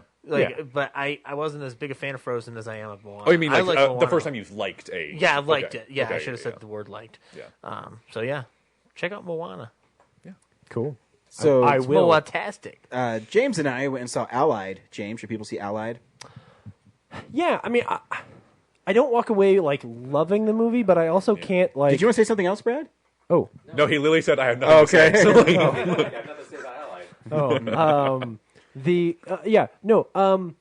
I think so. Like, if the trailer looked really interested, really interesting to you, I think you should check it out. There's some parts of this movie that I really enjoyed. I end up walking away sort of unmoved or just not in love with it as much as I could be, and I can't necessarily put my finger on why. okay, buddy? So honestly, I'm kind of excited to talk to you about it because I don't know that I'm fully cemented yet. So yeah, and that's a terrible review. And so maybe we will talk about the movie and then not quite spoil it at first, so that we can get a little further in. But still, right? I really like the movie. I thought Okay, good. because I miss Robert Zemeckis doing live action. Yes, Even though I didn't like Flight, I thought it was very well made. Yeah. And this film, just to set it up just a little before I play the trailer, the first half of it is shot like a romantic film, and then the second half is shot like a spy thriller. Yeah. And he tonally changes the film without taking you out of the film. Yes.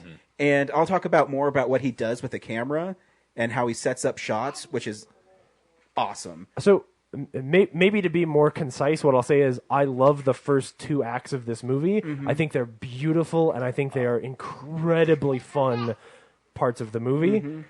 And then we can just have a conversation about the third act. So Okay. yeah, Here's a trailer for Allied. cool.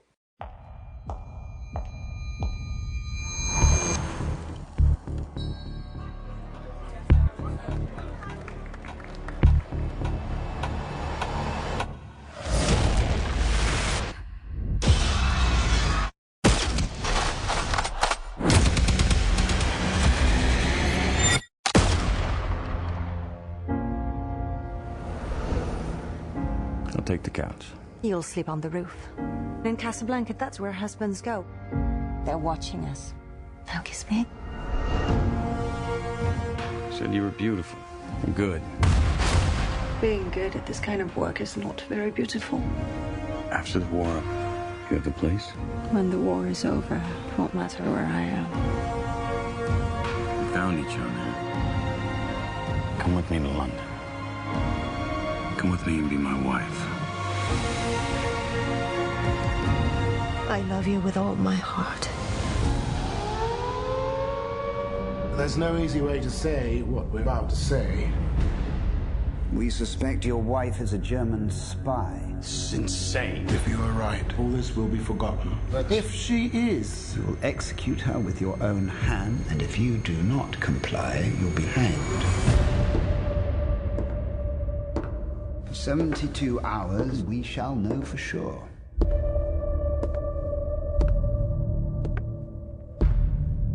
Is this a game? A test? everything is a test. You were different with me last night. Different? Like you were angry. She's the mother of my child. It isn't true. I will prove it. Look, say her. You blatantly disobeyed orders. You're scaring me. When the war is over, it won't matter where I am.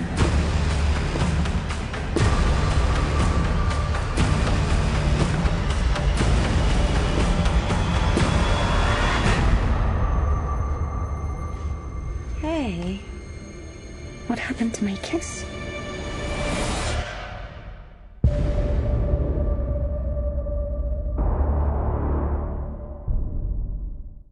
So, do you guys care about spoilers? Well, we will get into. Oh yeah, I mean, Because I'll make sure. Because I want to know if she's actually a spy or not. I think we all know who. I think we all know how World War II ended. So. That's true. No, so I mean, how many you Nazis does Brad Pitt kill? You guys do have to let us know if you want how much you want us to spoil. I'm totally okay with being completely spoiled. So. I was think gonna go I see can- it this week, but I guess you can spoil it, and I won't care. I mean, if not, like what I can tell you is that I don't know that I can do this review without talking about the ending, because the ending to me is an important part of what I may or may not like about this movie. I have a scene that I love so much in that movie. Because I'll step outside if it'll help. Yeah, no, it's all good. I mean, yeah, you're good. So go smoke for a second, Zach. So the movie stars Brad Pitt and Marion Cotillard. Yeah, Marion Cotillard, and in it they both play as spies. They're allied spies. He's a Canadian, basically pilot, and she is a French, like freedom fighter, basically. Though what's badass is you get the sense based on the way that the movie starts that basically, yes, he's like a paratrooper, but he's a dude they send in to fucking murder folks. Yeah, like he's way more badass than they even really let on to, right? Oh yeah, because and what I love about this film, so it takes place in Casablanca, the first like hour. Oh, it's so good, and it's shot so cool. Yes, and that's what I mean. It's like a romantic movie at the beginning because the colors, the way they meet, but then it's intercut with like these really hardcore, like action scenes. Yes. I guess action I guess tense scenes. Like, so my first thing where I'm like, this movie's so badass is so they're sitting at. So Brad Pitt is this guy. He's from Paris, and he's only talks in French when they're in Morocco, and he's sitting there talking, and then he looks over and he says in French that that German officer recognizes me, interrogated me for 30 minutes. That sequence is so cool. And so the German officer gets up and he goes into a phone booth, and Brad Pitt grabs this like piece of bread. And you're like, what's he fucking doing with that? And she's got this look on her face like, oh shit, like some shit's about to go. And this is down. when you know he's a total badass because he kills this guy by choking him to death in the phone, and then he stuffs the bread in his throat to make it look like he choked on the bread. And the Foley work there is really good because it was gross. Oh yeah, like that sequence, you're just like uncomfortable as it's so like his thumb goes way down that guy's throat. And this is what I mean. I miss about Zemeckis is he does these shots. He does tracking shots. But he also does a thing where he always is shooting people looking in a mirror. So they're always looking behind them because of the line of work they're in. Yeah. And if you notice when it switches to them being married, they're looking straight into the mirror. It's so cool. And it's so well done. Yeah. And there's parts where even when they're talking in a car, it's cool because like the camera follows the car as they're driving through the streets, but then it'll slowly pan to the character. I freaking love it. Yeah. And I miss Zemeckis. Oh, it makes this is dumb, but it makes the sex scene in a car from Titanic look like Child's Play. Oh yeah, like the one in this movie is so good, and like you've got the sandstorm going on outside. And I will say, because I commented on this a couple weeks ago, when I think the trailer happened or whatever, like the composite and some of the CG stuff looks a lot better on the big screen than it did. Like it wasn't finished in the trailer. Yeah, good job, buddy. What I think it was is he's making good towers. Because it's pretty that's a pretty like racy scene. Yes. And I think they added more like brown to it so you couldn't see what they were doing. Yeah. But yeah, no, it's awesome. And then the film goes, and it's in the trailer, so this isn't a spoiler. Yeah. So they build up this romance and her birth. Oh my god. Can we just say though how great like the shots of Casablanca at night are? Yeah. Because like those are some of my favorite scenes in the movie. Oh yeah, when he's on the roof, I love those scenes. The whole first act of this movie is just so solid. Even the great play, because you also know the plot going in. Mm-hmm. So there are these little moments where you're like, oh, like who is this woman? Like there's a little bit of intrigue, and you've got that great scene where they're sitting at breakfast and she starts unbuttoning her shirt. And that whole conversation is so good, and it's so telling to like the story that you're gonna go down, but you're also really falling in love with these characters, and you kind of want them to fall in love. And that where he's like, and button up your goddamn shirt. Yeah. Whoa. It's so good, man. Anyway, sorry. And what did she say? She says, it's not the fucking that gets them in trouble. The feeling, it's the feelings. Yeah. And there's like these little telltale signs throughout the film that. Since you know the plot going in, she's really good at her job. Like she's they really set up, good. she's really good at her job. And they, and so she, what I love too is the scenes are fun when Brad Pitt's back in London, where he's talking with like Jared Harris and his other friend. I don't even know the actor's name, but like Frank, where where he comes back, he's like, "Yeah, you didn't fall in love, did you?" And, yeah, it's pretty fun. So the first part when they're in London, when they come back and get married, and when she gives birth, I think such a cool shot. It's like when the planes are bombing, and anyways, So, you know, it's a pretty fun, light thing. And then when he gets called down to V section, which is, I guess, their top secret thing, the trailer gives you a little taste of it. But, like, the actual scene, like, I was, like, intense. Like, I was grabbing, like, the side, like, this is... He's so good at kicking chairs he's sitting in. Yeah. Like, it's almost disturbing how good he is at kicking a chair he is sitting in. Yeah. Because you're like, man, he had to plan that out. Yep. And this is the scene where they tell him, like, you need to figure this out. Yeah, they basically say, like, hey, we suspect that your wife is actually a spy. Here's why. Yeah. And it is a little. I went and saw this with my roommate Dan, who's been on the show, and we talked about afterwards, like how kind of weird it is. Like, okay, why did they tell him? Like, why didn't they just do this test and then tell him, like, hey, we proved it, you know? But instead, I think part of the argument that you don't have a movie if you do that. Yeah, but we have more tension. Right, but the other one is that, you know, what they tell him is, we're going to do this test. You're going to help us do this test where we're going to give you bad information. And if it leaks if this bad information leaks, we know it leaked from your house, which means it's your wife. And then you have to kill her. I think the reason why they're doing that is but they never say this, is to sort of exonerate him of any, but I will say suspicion. So the movie through like halfway through the second act and the third act takes this huge spy thriller turn. Yeah. Where I think the scenes are so great between him and his wife. And it does it really well. Because I think she knows that he knows that something's wrong. Yeah. And so they have these great, like, tense scenes that they have these really cryptic, like, exchanges with each other. But then all of a sudden their love for each other comes back through. Right. And, so. Oh, the whole party sequence is like this. Oh. The party sequence plays out like a play, actually. You know, where it's a lot about the logistics of where people are in a very small house and what rooms they're walking into and what they see and who's in the same rooms at the same time. Like, it's a really amazingly written sequence. Yeah, what I like too is they kind of play it too. That is he maybe a bad guy? You know, and that you're not hearing her part of the side of the story. Oh yeah, you know. Well, and then when they introduce there is a third element here, which is he sort of hears a word like, hey, you know, you're up for this promotion in Paris. Like, if they were going to consider you for that, they would put you through some kind of a test first. Yeah. So now there's this whole other thing of maybe there's not even a spy. Like, maybe this whole thing is a game. And so that really adds a lot of tension to the section where you're just like, okay, this is really cool. And he's like, you know, sending letters to people and trying to find people who knew his wife when she was young so he can prove that it's really her. It's really awesome. That scene where they go to Paris or where does he go to find the dude in jail? Is it Paris? Yeah, well, they fly into France. Yeah, I guess they don't really specify. They fly into enemy territory into France. So it's a really cool scene because this one guy supposedly knew his wife before she. So the London intelligence tell him that his wife was killed when she said, like, her whole infantry was killed. Yeah, like, basically his wife was like a leader in the Parisian underground. Yeah, and then the Germans say that she was killed at some point, but here is his wife, and she says that she survived and she fled to French Morocco. Because she has that great scene on the rooftop where he said, "Well, what'd you do?" She said, "I just ran. Yeah, I ran until I couldn't run." Yeah, she says that the government, that the people there really fucked it up, and that the V section is partially responsible for her almost dying, and it's really great. We haven't gone to the yes or no question, right? Yeah. So that scene where he's in Paris is so badass though, because he also it's so cool when the Gestapo's like go and find out that he's at the police station, and he takes that grenade and throws it in the back of their tank, blows them all up, and then just walks and executes them all. I'm like, oh shit! Best World War II movie since Fury. And, like, straight up, that sequence is awesome.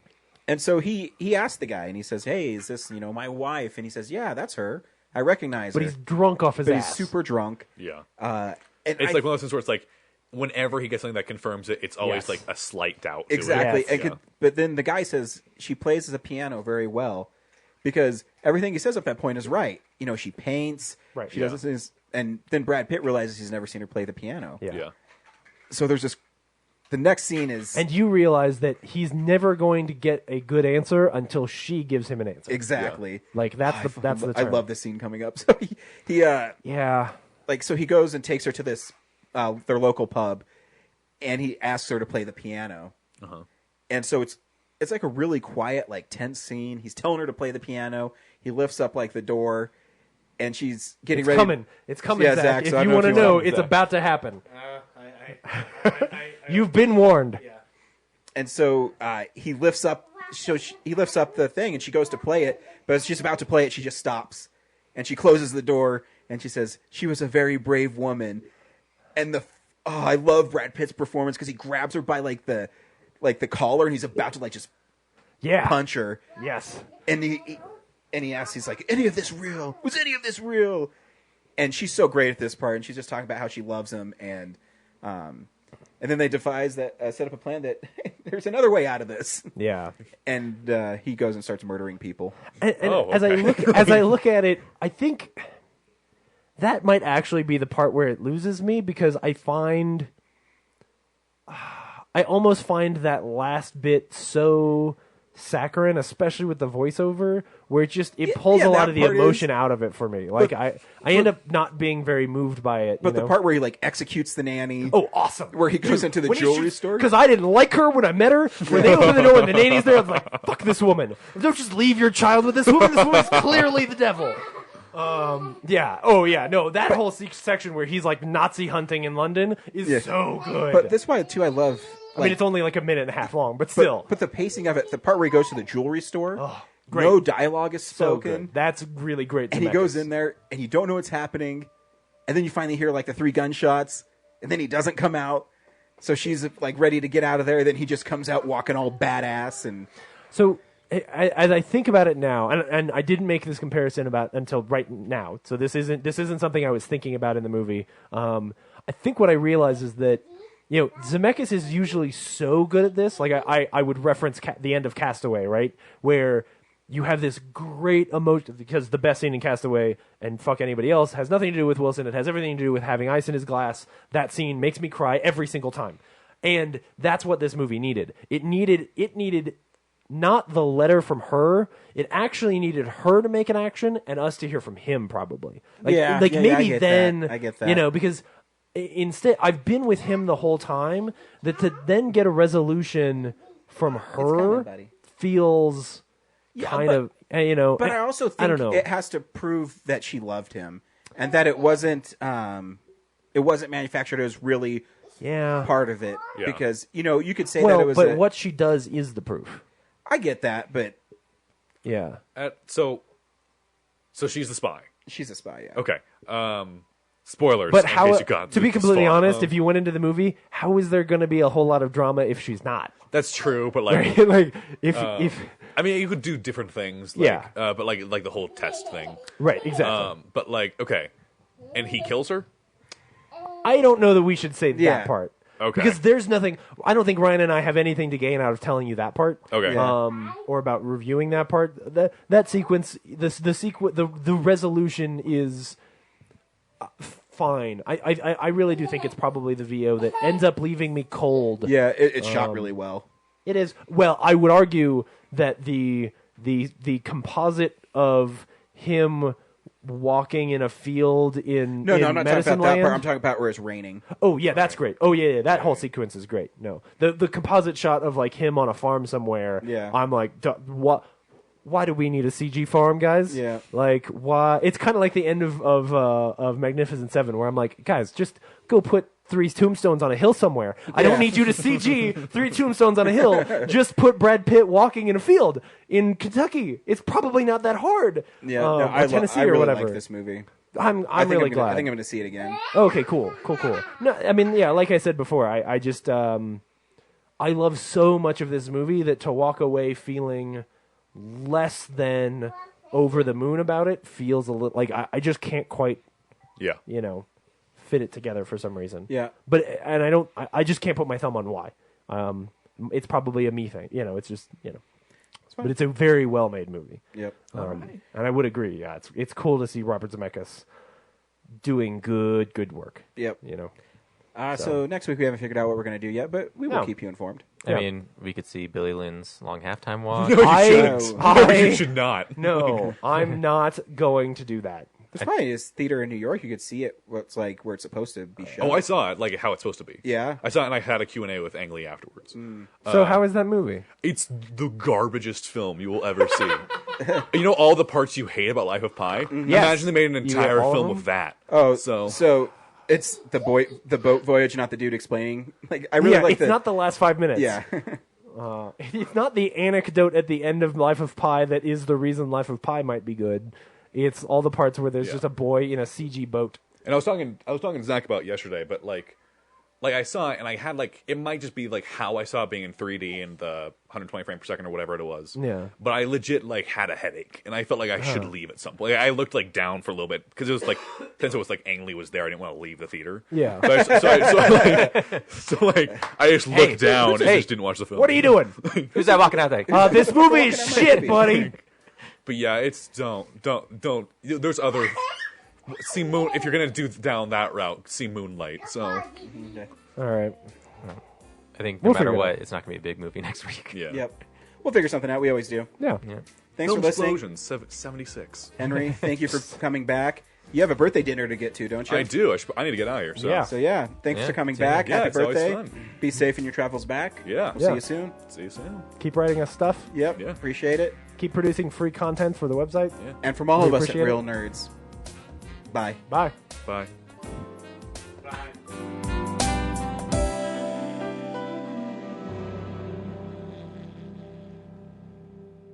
Real Nerds is a Nebulous Visions multimedia production. We would also like to thank Sparks Mandrill for our music. Additional music from Ben Sounds. Thank you to Alamo Drafthouse. Thank you to Colorado Coins, Cards, and Comics. And thank you for listening to the Real Nerds Podcast.